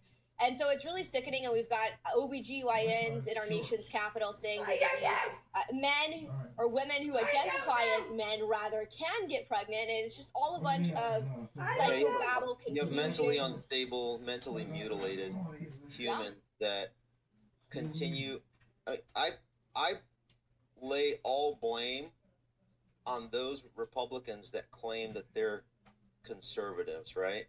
Because they continue to allow this behavior to continue to flourish, and it only escalates. And complaining is one thing. I mean, we have Republicans in the House, in the Senate, and in the White House, a trifecta at the federal level that can finally punish unlawful and illogical behavior, essentially. There have to be consequences. And thus far, the deep state continues to be undefeated against this president and these Republicans. Let me say that again. The deep state is undefeated against Donald Trump. They are undefeated against the Republicans in the House, and they are undefeated against the Republicans in the Senate. You know, it's interesting. I was saying that the other day that there's a huge initiative right now to overturn Obergefell versus Hodges, and I don't know where you stand on that, but for me, I believe that marriage is between a man and a woman, as it has been historically and throughout civilizations, and we know that civilizations collapse primarily when you start to forget what has made that civilization great, and that is family. That is the family roles between one man and one woman, and you can't procreate without those two. And so to see that we have put our stamp of approval on gay marriage, which is not marriage, and then now we don't even know what parenthood looks like, and you have two dudes now getting children through surrogacy, which in Italy now is considered human trafficking. So it's interesting that we're here, but like you said, it is Republicans' fault that we're even having these conversations because they're the ones who have remained silent. They're the ones who have refused to pass legislation to and say. you have Donald Trump endorsing Lindsey Graham in South Carolina. That continues to enable it, right? Yeah, it's pretty interesting. I want to hear your thoughts on what's happening right now. Of course, this has made headwaves recently. The Epstein files, of course, President Trump leading into his campaign and to his win in November of 2024, that he was going to release the Epstein files. But I want to hear what you've been how you've been talking about this. We talked about this before we started recording, how you kind of take a more broad approach instead of getting into the nitty gritty of what's actually in the Epstein files, but rather who is missing these deadlines? Why are they continuing to allow this corruption to wreak havoc on this nation and continue to infiltrate every single institution and lead to this sick and evil human trafficking ring that has gone down and has been covered up for decades at this point. And this is just one example. There's so many other things that have been covered up, as you said, by the deep state. But talk about this. I mean, just from the broader standpoint, Todd Blanche, what's been your reaction to all of it? Yeah, just let me get everybody down memory lane, if you will. So there was in November a discharge petition that was signed off by 4 Republicans along with the Democrats in order to force the vote on the release of the Epstein files. The reason why it's 4 is because the Republicans held a 4-vote majority. And so you had 4 Republicans that had to be participants in successful legislation to force the release. So those were Thomas Massie, who everybody is aware of. You had Marjorie Taylor Greene, and then 2 other individuals that are not normally mentioned or even people remember are Nancy Mace, Congresswoman from South Carolina, who's running for governor, I believe, right now in South Carolina, and then also Lauren Boebert, Congresswoman from Colorado. So they, when this was being voted on for the release, President Trump called into the Situation Room along with Pam Bondi, the Attorney General, Kash Patel, and I believe Todd Blanche was also present, if I'm not mistaken, the Deputy Attorney General, and then Kash is the FBI Director. And they had a conversation with Lauren Boebert in order to convince her to not vote for the Epstein files, okay? So this is the level of priority that this White House and this Department of Justice wanted to push to block the release of the Epstein files. So they already showed their hand that they didn't want the release, even though they campaigned on the full release of the Epstein files. So to me, that's the clearest indicator that there's something there that they're trying to hide. And when you look further, when Marjorie Taylor Greene mentioned when she spoke with President Trump at the time, she said that President Trump told her, please don't vote for the discharge and release of the Epstein files because it's going to hurt a lot of my friends. Okay? So that's the clearest indication. Now, who are those friends that Mr. Trump is referring to? That's what we're starting to see with the next tranche of releases, okay? That was done last Friday. Now, as part of the law, so once President Trump could not convince Marjorie Taylor Greene or Lauren Boebert, because all he needed was one of those 4 for it to not prevail. And because he wasn't able to do that, that's when the White House and he pivoted and had to essentially publicly put in a truth post that he is supportive of the release of the Epstein files after he was already vanquished and defeated on that topic. In order for him to save face, he made it look like he was allowing the release to take place and for all Republicans to vote in favor of it. And then you had a vote of everybody except for one, Clay Higgins didn't vote for the release, and on the House side, and on the Senate side, it was 100-0 for the full release of the Epstein files. And in that law, it designated as a 30-day deadline, which passed on December 19th.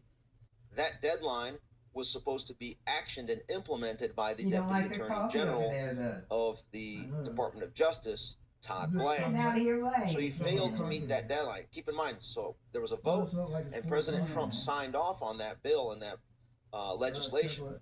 So on December 19th, Todd Blanche, understanding that President Trump didn't want the release, but after he signed it, and after Congress passed the bill, it was a direct order by our institutions to include this current president for Todd Blanche and the DOJ to release it.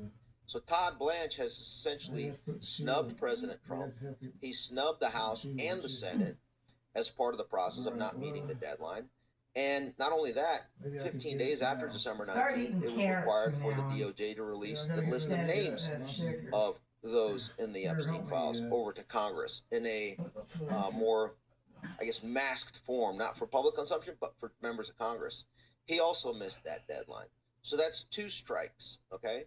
And then last Friday, he released another tranche, which they laud as, oh, look, we released another millions of documents. Well, he didn't meet the deadline. We're over a month and a half past the deadline, and he still hasn't met the deadline. So he's still violating the law. So the only option at this point, in my opinion, is for, in order to create consequences, because the DOJ is not going to investigate itself, not going to create consequences for its own. Here is AI hack that will change your life. Now you can have Chat and AI in your phone and make it your personal assistant. Whether you are a student who needs help with a research paper, a business person getting ready for an important presentation, or a copywriter looking for a clever turn of phrase, the Chat and app is right for you. Download and chat with AI. Own unlawful activity, and President Trump has already exhibited that he's not going to hold Todd Blanche to account. Instead, he's going to let Todd Blanche continue to work for the deep state by removing the weaponization working group title of Ed Martin and other things that he has done.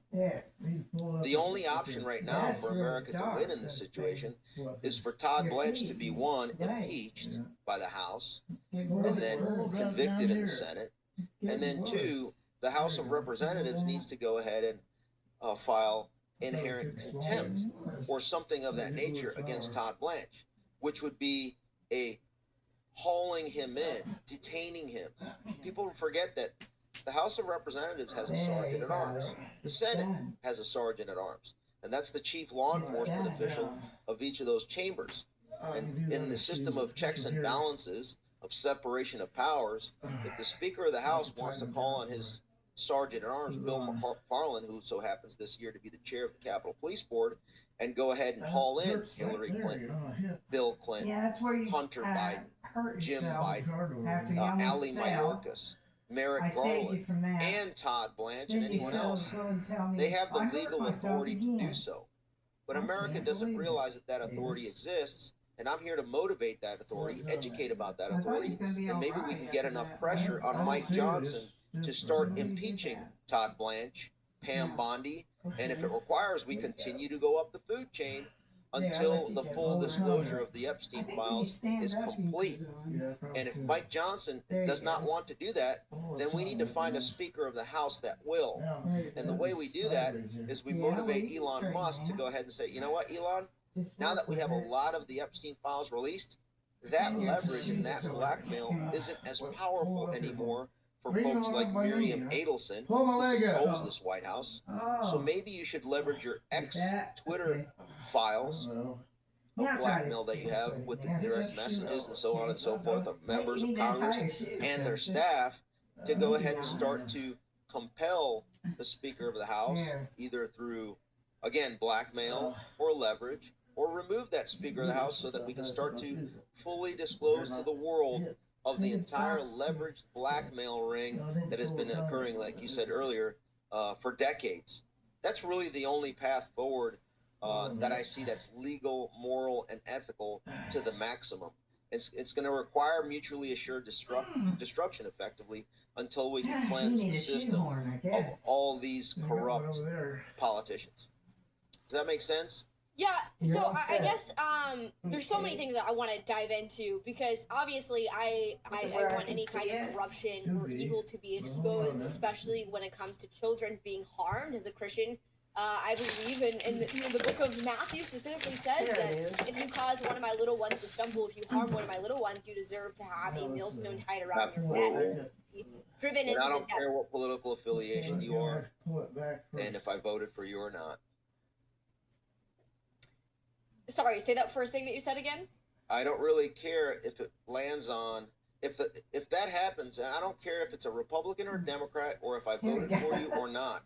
When new information comes out, I will adjust my assessment and my thrust for accountability based on what I see the evidence to show. Yeah. So I mean, obviously, I believe that any kind of pedophilic behavior or truly just perversion should be exposed, and corruption should be exposed at any level.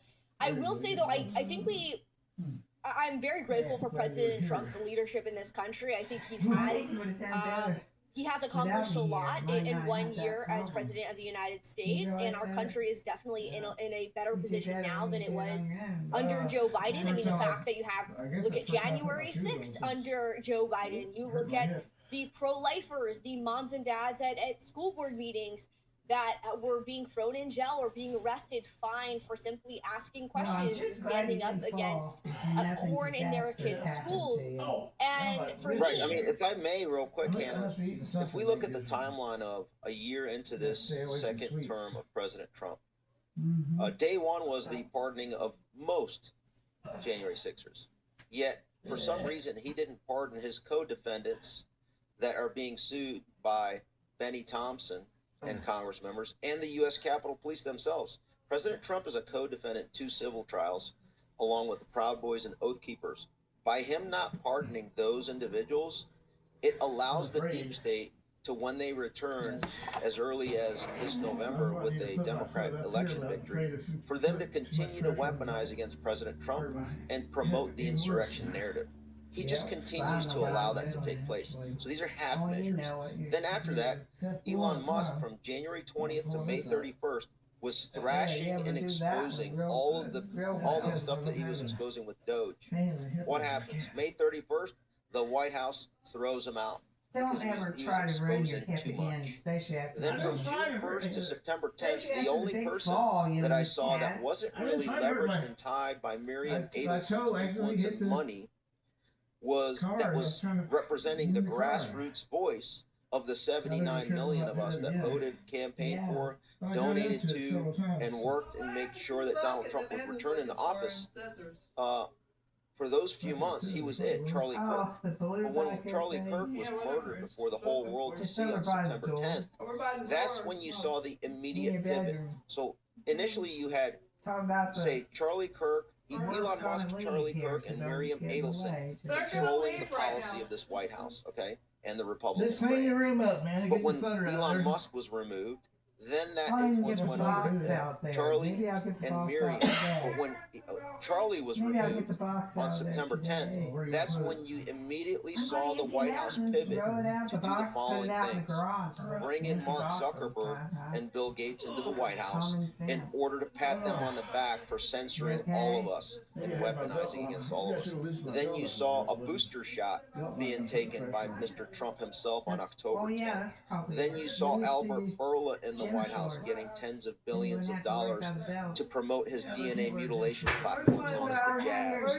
Then you saw the endorsement of COVID Democrat criminal Andrew Cuomo in New York City instead of the Republican nominee, Mr. Silwa. That's all coming from a Miriam Adelson controlled White House. And so we saw, we started off great. The executive orders on weaponization working group. But now we're a year in, and as it was reported yesterday, Todd Blanche, a Democrat up until 2024, is now, it's been being announced that Ed Martin was just removed as the weaponization working group czar. And that's based on President Trump's own executive order. I'm looking at my notes here. 14147, ending the weaponization of the federal government. So while we started fantastic in this administration, there's been a steady decline, and I just laid out the 3 phases. We went from Elon Musk, everyone was happy. All rolling together. All that matters is I ending the found weaponization it. and exposing the rotten corruption. When that got too close to the highest levels of both political parties, they had to throw Elon out. And then as Charlie Kirk started to pivot, I don't know if found there's it. a That's all that matters. And we correlation don't between call his each other names. slobbering I said it's like a 2-year-old. and his that's not- ideology. I know she's not a 2-year-old, okay? Just act like. That's yet to be seen. But it definitely had an impact where now Miriam Adelson has 100% control over the White House. Love your $250 million Yeah, Vanda, love you. into the Love your current family, president, Vanda. as well as the broader investment into the entire Republican brand. And the way I see it, this is my assessment. She controls this White House on a day-to-day basis through her own Susie I don't call Wiles. her any names. I Chief just of staff. comparing her to She controls the Republican brand through the funding mechanism through Chris LaSavita, who's basically runs the PACs on behalf of this White House. And then the pay-for-play scheme that's headed up by Susie Wiles' very own friend.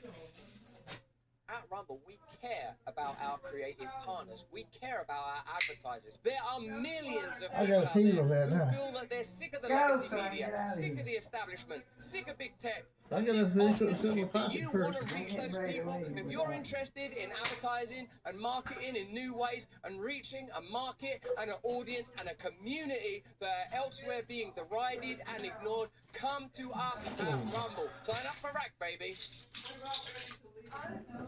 Known friend and partner, Mr. Brian Ballard of Ballard Partners, which is the biggest influence scheme right now with this administration. So the lobbying continues to pay for play. And lastly, this is where we're going to touch upon something that we talked about before we went on air here, is that the liaison between this White House and Bibi Netanyahu is Jared Kushner.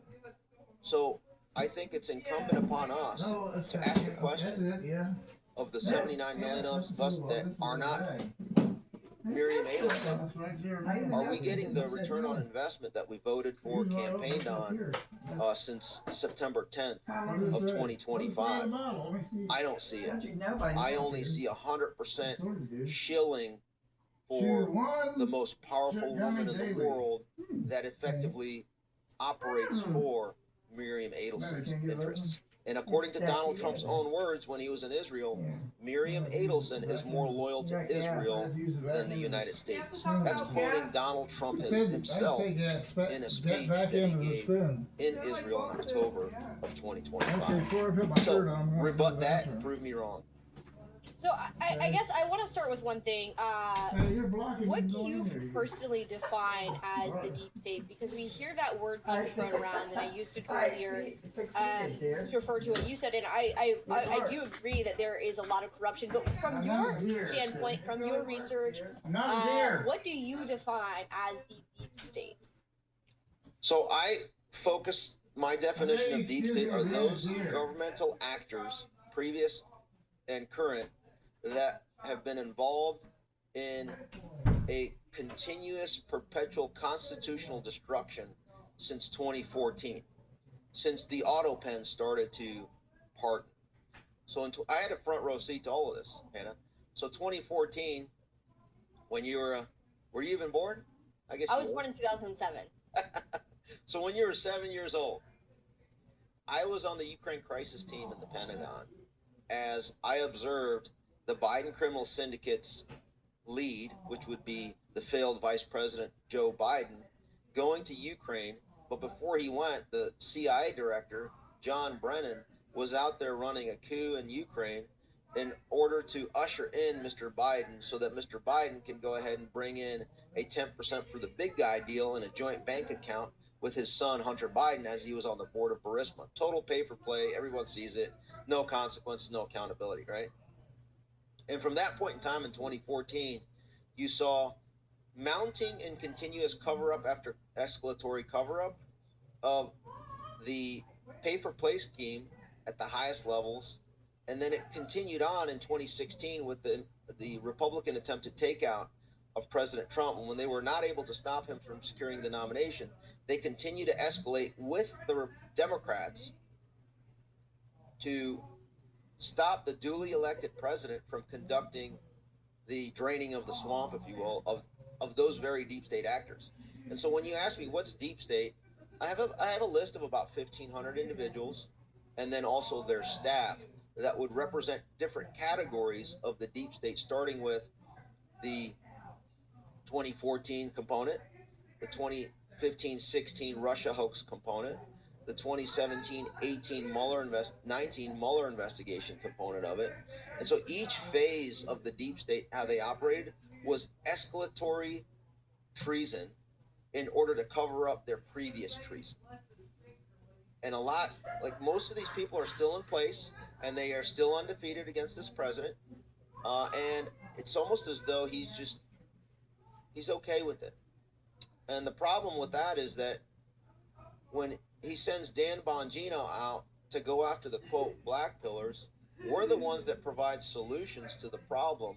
And when those solutions aren't being conducted by those we gave the mandate to do, of course we're going to see that and say that they betrayed us due to their cowardice.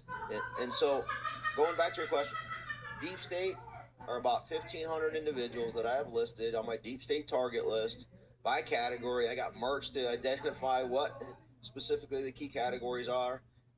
From the impeachment hoax 1, impeachment hoax 2, the 2020 election heist, the COVID con, January 6th Fedsurrection, the Fedsurrection cover-up. I mean, that's why you saw that, when you saw that confrontation, I don't know if you saw it, went pretty viral with Mr. Fanone, Metropolitan Police Department officer, about 2 weeks ago at the Jack Smith hearing, where he tried to confront me. I was just trying to expose him and the lies that he's been presenting about his role on January 6th. Of being injured, of having head injuries. It's all lies. Body cam shows the truth. And so I'm just here to expose the deep state with or without a compliant White House. I mean, I could care less who's in office. If you're not going to participate in accountability, then you are now part of the problem. You're an accessory to after the fact. And more people recognize that. And that's why you're seeing this civil war going on between America First, MAGA, because, I mean, Marjorie Taylor Greene calls it out in detail. Thomas Massey calls it out in detail. You can lie all you want. We have a memory, and we are independent critical thinkers, and we're going to call it out. And it's going to make people angry. But guess what? I don't owe anybody anything. And I'm all about the truth. And if that's going to devour everybody in the process, so be it. Yeah, I do have one more thing that I want to bring up. Obviously, I have to say I appreciate Marjorie Taylor Greene, and one of her specific bills that I think should reach its way to President Trump's desk was her Protect Children's Innocence Act, which would make it a felony to chemically castrate a child, and I 100% agree with that. And I used to absolutely love Marjorie Taylor Greene. Of course, we differ on our viewpoints as it pertains to what's happening in the Middle East. Same with Thomas Massey and many others. And it's not because I'm Israel first, it's actually because I'm America first. And they've made it very clear that they are not just America first, they're actually America only. So I'm not a globalist, but I'm also not an isolationist, because I realize that isolationism has never worked historically. And it's not going to work today in 2026. But again, we have to root out corruption. We have to expose evil. And frankly, to me, I'm curious your thoughts. One of the most pressing, one of the largest issues that I think our country and frankly Western civilization as a whole is facing is this Islamic takeover of the West. We see what's happening in Europe right now. We see what's happening all across these European nations that are completely being taken over by Islam. You look at what's happening in Iran right now, where the Islamic regime is killing protesters in the street because they're tired of the oppression. They're tired of Sharia law, and they want to live freely. Many of them are actually Christians. Right, and that's great. That's great and all, but Tina Peters is rotting in prison in Colorado. How about we focus 1 second of the day to get her out, Mr. President, instead of like I said before, the deep state is convincing Americans that we have to focus on Israel's interests in the Middle East, as opposed to, I'm okay with all that, but how about we first start getting our own house in order, okay? Let's get the pardons for the Oath Keepers and Proud Boys, J6ers. Wasn't that a promise, Mr. President, day one? It was I think it all can be. I think it all. Promise. Tina Peters still rotting in prison. That's a political prisoner. But instead, what happened? Miriam Adelson convinced Donald Trump to release the hostages in the Middle East first before American hostages were released. So that's what I find repulsive and disgusting, that non-American citizens are prioritized over American citizens, Hannah.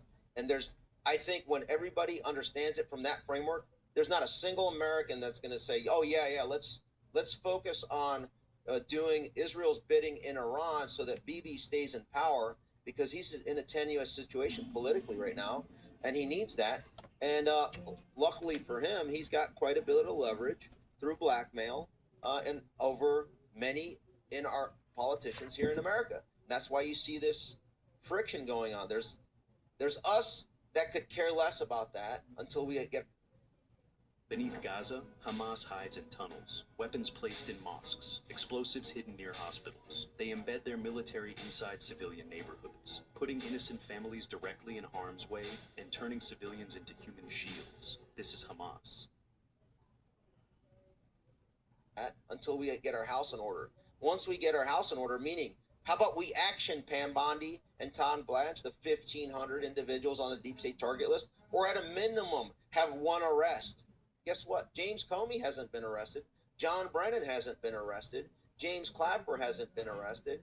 The list is just infinite, and there's zero action. But there's always 100% action for every single policy that Miriam Adelson, who is more loyal to Israel than America, according to Donald Trump, who donated $250 million to Donald Trump, who lauds her at every stage of the game publicly. This is not like in quiet and private and silence. This is out there publicly in your face that Donald Trump is defecating on America first, because he's always doing things on behalf of Miriam Adelson, who he says is more loyal to Israel than America. These are his words, not my words. And Miriam Adelson is doing everything in her power to crush Marjorie Taylor Greene and Thomas Massey, because they are members of Congress that are saying exactly what I'm saying.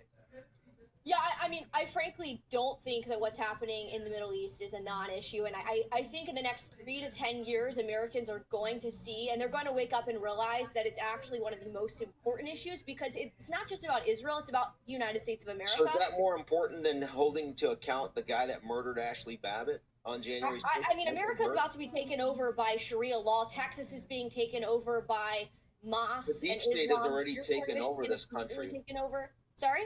The deep state has already taken over this country. That's the existential threat. Well, I think we have to get to the root of it, but yes, but I mean the fact that, well, you mentioned something about the fact that hostages were released before American citizens, but frankly, I mean, you look at the first 2 months of President Trump in office, pardoning at least most of the January 6ers, as you said. You have a few left that needs to be pardoned and released. And you look at all the pro-lifers, the moms and dads that were at school board meetings, pardoned and released. Plenty of people, several thousand people that were pardoned and released, that the America First movement, and myself included, were advocating for their release and for their pardon. So yes, I think these things can be done at the same time. I agree with you that there's right, but the thing is that they're not. I'm okay with it being done at the same time, but they're not. Yeah. Well, I agree. I think that they should be done at the same time. But I just don't want to be like America 195th, right? Well, I don't think it is. Depending on the day, it's America's second, third, or fourth right now, is what I'm saying. Well, I actually think intervening with what's happening in Iran, Nigeria, all of that is, in fact, America first, because we are facing a threat of an Islamic takeover. You think Tina Peters would agree with that? Sorry? Do you think Tina Peters would agree with that? I would hope she would agree with that, considering Sharia law is going to be taking over America in the next 5 So she would years. rather stay in jail and have this country focus on releasing non-U.S. citizens overseas over her own freedom? Again, it's not just about non-U.S. citizens being released, Israelis being released from Hamas. This is a broader picture. Just like you're approaching all of this from a broader scale, this is about protecting Western civilization. And yes, I think Tina Peters should be released. All of this, every ounce. I guess what signal does that give to other Americans when they see their own government prioritizing other countries and other territories than its own? I mean, whatever happened to going after the Chinese spy drone that traveled over the United States? No accountability. There's been zero accountability for anything. This deep state is completely undefeated. Yeah, so I mean, I don't think the people that you're talking about, we're never going to agree if they don't believe that an Islamic takeover of the West is a problem. See, that's the thing that I'm noticing, is that a lot of people aren't agreeing that this is even a problem to begin with, despite the fact that they're taking over every large major city in America. I'm going to say this. A Qatari takeover America, I'm not for that. A Chinese takeover of America that we saw for 4 years, we're not for that. the way I see what's going on is that we went from a belligerent, illegitimate, tyrannical regime controlled by the CCP, the Biden criminal syndicate, and now we have a Miriam Adelson-controlled White House and Republican Party. Now, again, it's an upgrade. It's a trillion times better, but I'm not ready to stop at a D-. I'm trying to get the A and the A+. Yeah, that's right. Well, Ivan, I appreciate you coming on the show today. We agree on a lot, but we also don't agree on some things. I think that's important. I think it's important to have discussion and to bring people on that you might disagree on some things. And here's the thing: is the reason why I massively respect you is you hold your position and you can articulate it. I have to give you massive respect. At 18, especially, you have total dominion over your argumentation compared to, say, for example, Dan Bongino is not in a position to even do that. If somebody disagrees with him and calls him out for his cowardice of fleeing from the deep state as they ran him out of D.C., he blocks everything for that. That is a total cowardly move from someone supposedly calling himself, what is it, the Podfather, right? On all these laudatory acts. He caved on the vax. He caved on the deep state when 2 months into it at the FBI. That man is a total coward, okay? I wish he had your courage, Hannah, because we would be in a much better position. Well, I appreciate what you're doing, Ivan, and love what you guys... Are you still working with General Flynn closely? No comment. Okay, no comment. That's all right. How can people find you and see what you're doing? No, I consider him a friend. I consider him a patriot, and he's doing what he can to save our current situation in this country and giving advice where he can. And no, I absolutely respect General Flynn. And with that said, he is his own man. I am my own. I articulate things much less diplomatically than he does. Got it. I want to Okay. make that clear. These are my thoughts. Do not attribute them at all to anyone else. Got it. No worries. All right. How can people find you? I'm on X and Ivan Rakelin. I got a few lawsuits going on right now, which is great. Winning pretty much all of them. I'm also undefeated. Not only is the deep state undefeated, I'm on. Okay, so I'm gonna go ahead and it's These playing are my it over. thoughts. Oh shoot. Okay, here we go. I'm gonna go ahead and end that there because if you want to find Ivan, I'm sure you can find him on the internet. Listen, I've known Ivan for a long time. Well, not a long time, but he's not an influencer, guys. I don't think he considers himself an influencer, but we actually used to agree heavily. Here's what this is an interesting thing that I've noticed is a lot of people like to say that they are the ones who've always been awakened to the truth. They're the ones who flipped. They're the ones who spoke at the pro-Israel rallies. I mean, I was literally on a tour with Ivan Rakelin that had the Israeli flag on the flyer, okay? An Israeli and American flag on the flyer saying that they stood with the nation of Israel.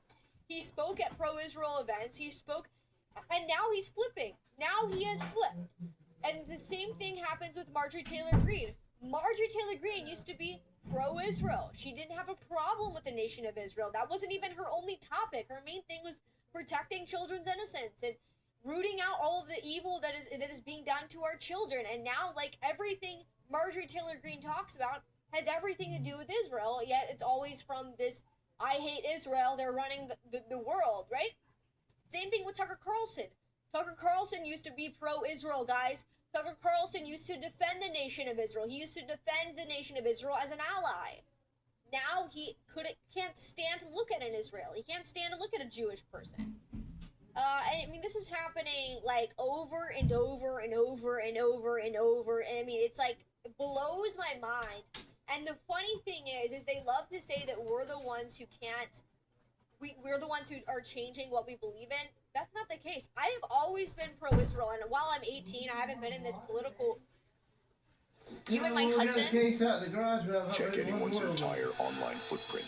This is the creepiest thing I've ever seen. Download this free secret app. At the end of this video, it has a feature where you can search your name, and it reveals everything about you that is online. Stuff you didn't know even existed. It's like having a digital mirror showing your entire online footprint. Trust me, it's shocking. Stop what you're doing. Download it now and find out what's really out there about you.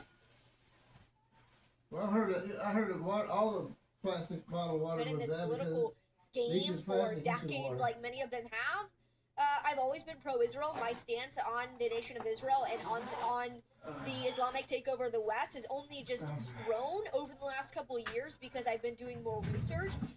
And so to hear Ivan Raiklin, here's what I'm going to say at the end of the day.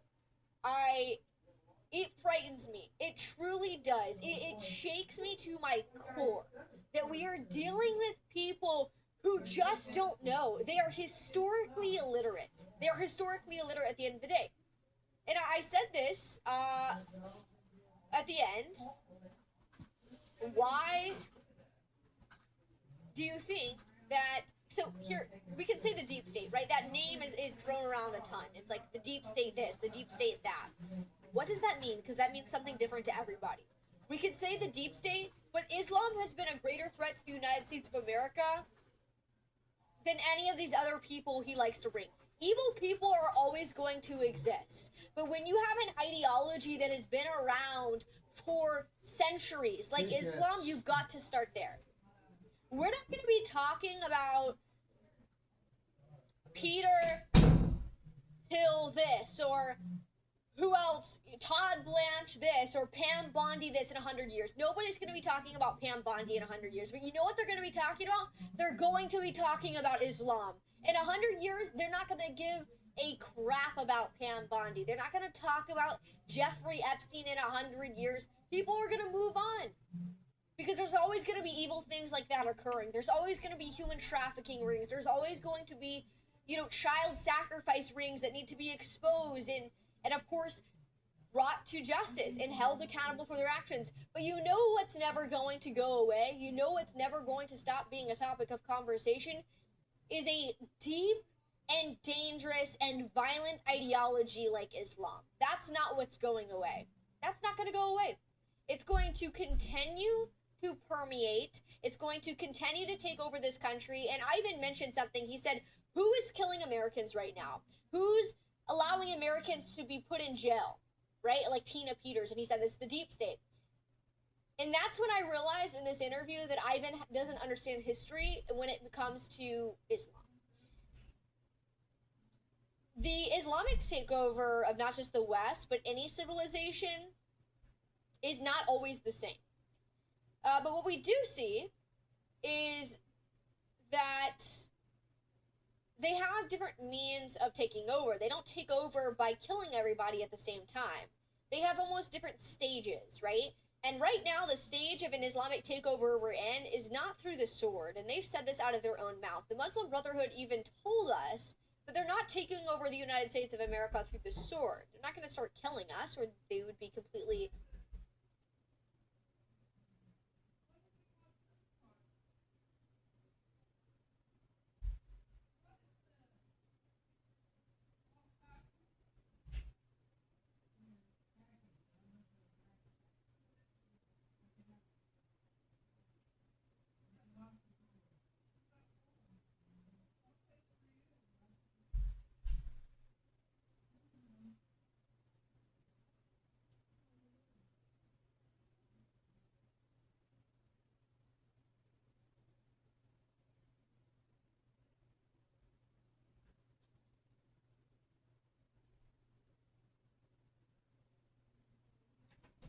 Oh, fine. I don't know where.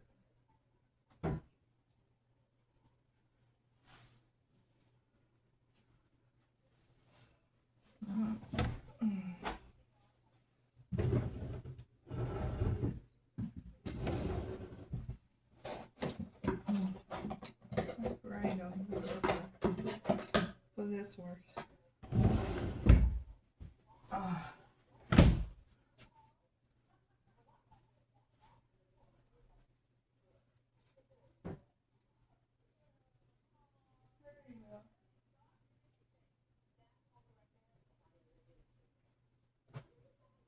There we go. Okay, but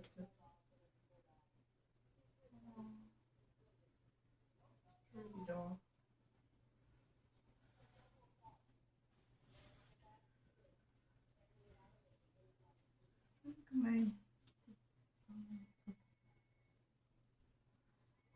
cafe music. That's mainly what I'm into in this bedroom. Who's calling? Without temperatures rising above freezing, snow has hardened into blocks of ice. Oh, snow.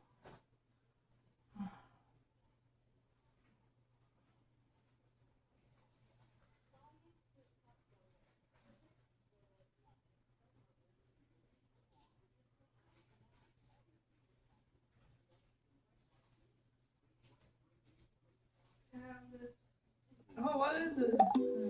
I'm looking at cafe music. What is it? I busy.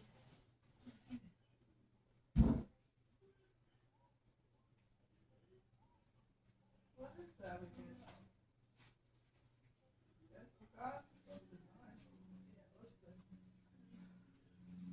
Somebody's with YouTube.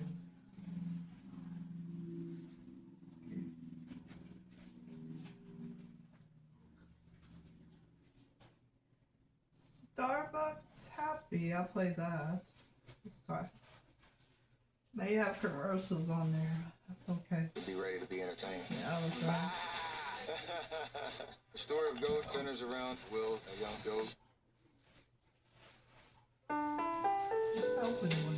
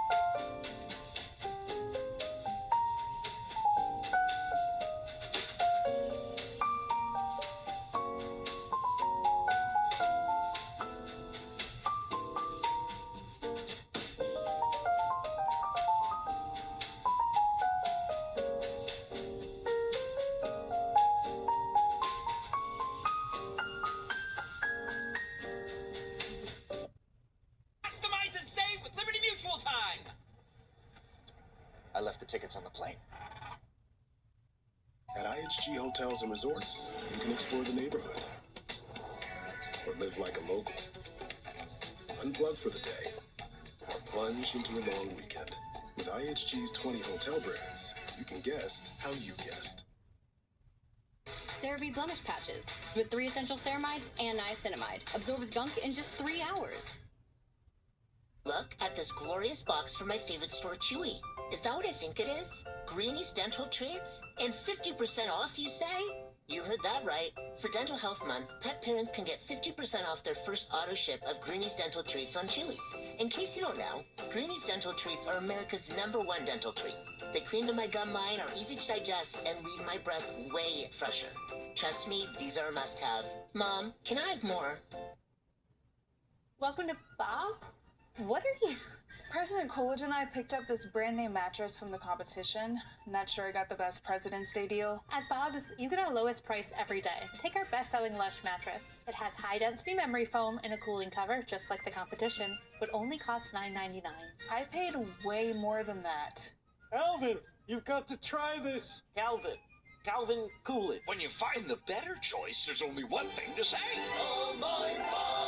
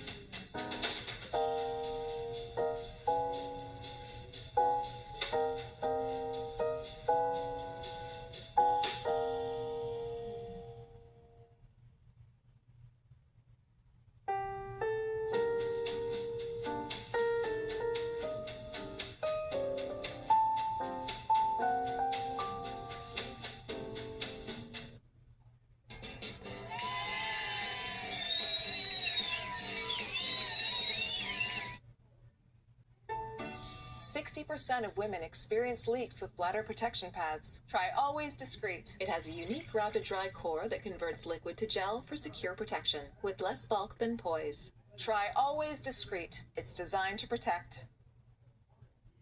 SafeLight can do it all. Repair, replace, and recalibrate anywhere you want. Go to safelight.com. What's that? It's compounded hogwash. Bet those weight loss meds ain't FDA approved. Smells like snake oil to me. Horse, this here's the real deal. Yeehaw! Weight loss plans for $39 per month plus med costs. Check GoodRx. Everything is getting more expensive. A place to live, a meal to share, a gallon of gas, and the medicine we need.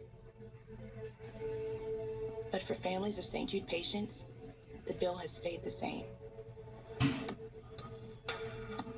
Because of you, families never receive a bill from St. Jude for treatment, travel, housing, or food, so they can focus on helping their child live. Thank you for your generosity, because together, we can save more lives.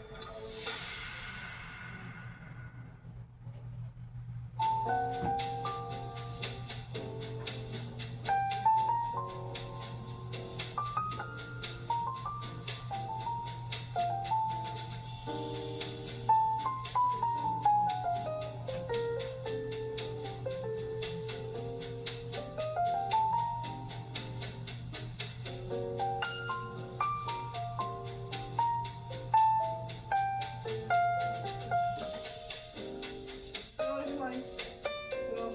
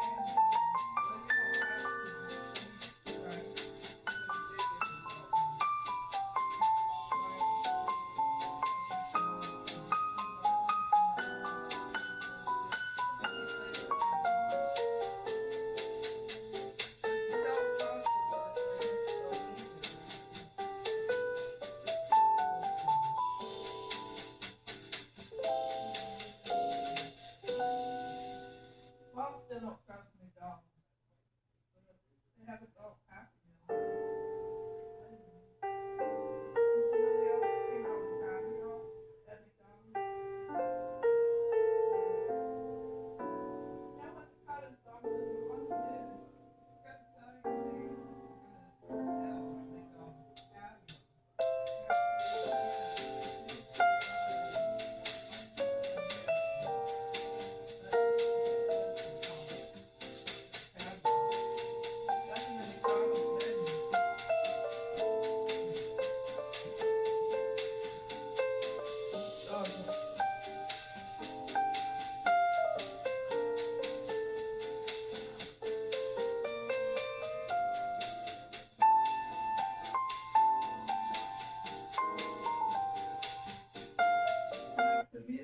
Customize and save with Liberty Mutual!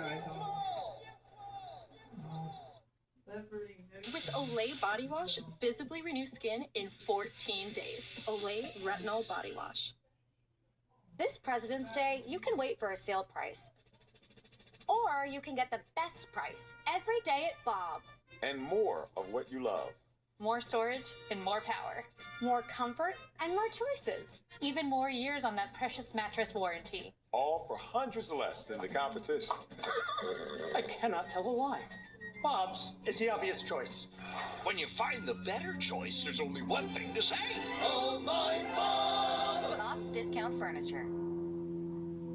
Sometimes life can be a little messy. Maybe a little sticky. And it can get pretty colorful. But don't let messes mess things up. Easily clean up spills with next-gen Nuvella Performance fabric at Ashley. And leave the stress of stains behind. So you can get back to what you love, messes and all.